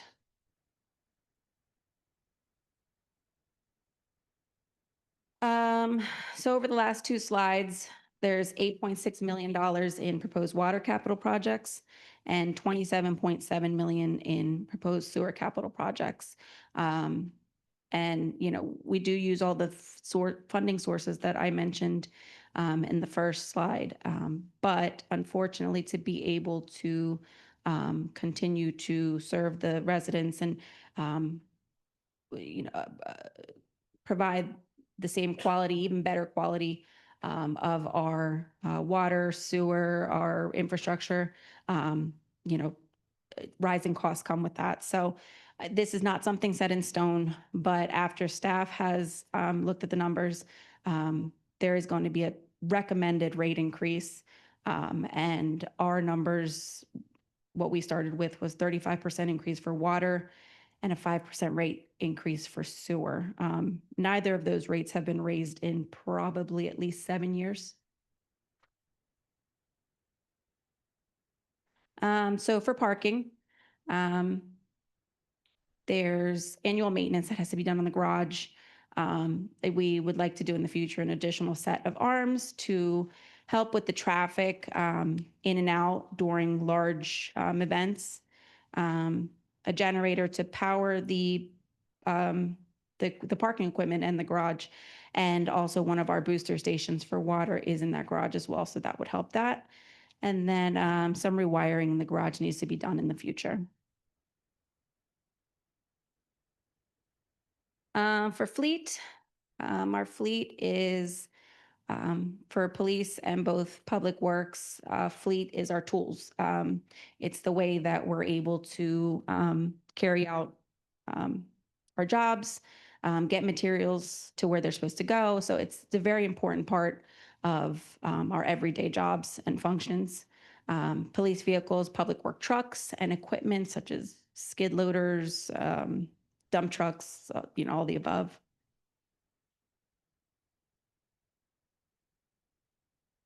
And then just some general stuff. We've got tree trimming, sidewalks, and that would be, sidewalks are the responsibility of the homeowners, but there are stretches of towns that don't have sidewalks at all. That could potentially be, part of a project in the future. General beautification, solar, either on, the parking garage, this building, or even the wastewater treatment plant, and maybe a website upgrade in the future. And then the last slide being hazard mitigation. This is just areas that have been identified by staff and reported to the county on our hazard mitigation plan. And it's actually a requirement for us to add this. And we just kind of identified streets who have had issues with flooding: East South Street, West South Street, Walnut Street, Cypress Street, and D Street. Having these on our capital plan allow us to, if there was any like floods or anything, big floods in the future, we would be able to get federal funding for having this on our capital plan. And that's it. Thank you, Denise. That's an awful lot in a short time. Tried to sum it up fast. And we'll certainly get into it, and I hope you will as well, in the next couple of months. Two takeaways, at least for me, that I'll share. One is that if we truly funded the capital needs, if you believe this plan, and you can disagree with it, but it's the margins, right? If you truly believe that we fund what's needed in terms of capital improvements or replacements, the cost for 2026 alone is $5.5 million. So say that's exaggerated, cut it down to $4 million. That's still an awful lot of money that we don't have, which means that the tough question is, like it has happened in the past, is what do you not do and push to next year or the year after or the year after? And how do you stop pushing it forward because it costs you more when you do it and it's in worse shape when you do it later on? So do you replace the roof when you can just throw another layer on top? Or do you wait another couple of years and pull it off as maybe a horrible example? That's one issue that we have to address capital because it's aging. The second thing Denise covered, I don't know if you caught it or not, but we're potentially looking at a 35% increase in the minimum water rate for next year alone.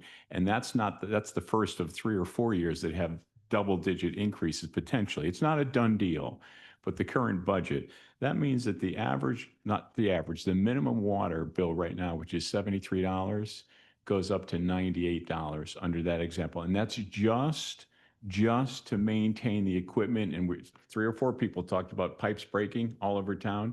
That's what fixes those pipes. But those are huge numbers that somehow, whether it's this council or the next, we have to address those capital needs because they don't go away. So with that, unless there's any brief council comment, Mayor? A lot to swallow there. We'll certainly get into it in a lot more depth. It's 10 o'clock right now. If someone has a very brief comment, I'll certainly accept it. Don't feel you have to. Troy? Just would like to understand in a subsequent meeting, the North Walnut and Rosedale developments are outside of the borough, but when I spoke to the borough planning group, they said that was negotiated with the borough a couple of years back.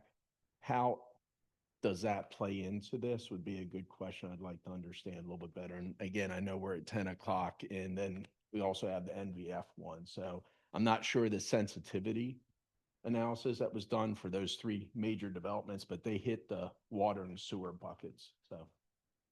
Well, I just want to speak to that one really quick. The South Street pump station, that was all developer funded, 100%. Can they participate in the increase or will they be? Well, they're customers of the township, and the township then pays us for any sewer that they use. If we do a 20-30% increase, will they also be given that, or are they locked in at flat rate? Is what I'm trying to understand.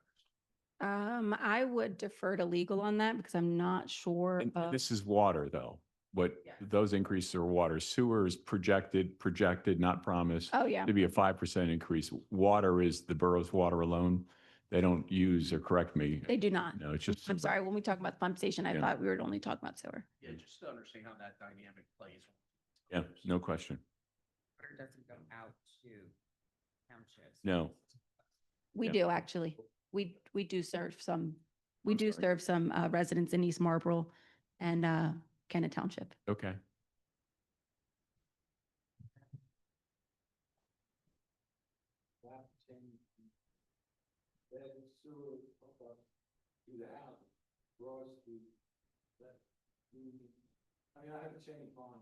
Anywhere they're found, and it's there's estimates for that in this 5-year plan.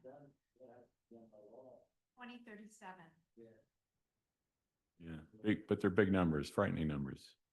Let's go back. Yep. So, 'cause I thought that was a good question. Right. So if the borough residents get a price increase in their water, do the township residents get a price increase in their water? I, locked into. I would certainly hope so, but I would defer to Mike Crotty because those are under different agreements, intermunicipal agreements. So I would defer to him on how that works. Yeah, we'll have that answer for you at another meeting, not to punt it, but I'll look at both. Thank you. That's probably a good night's work. I move to adjourn. Thank you very much for coming out. Thanks for hanging in there. It's a long meeting, a lot of stuff.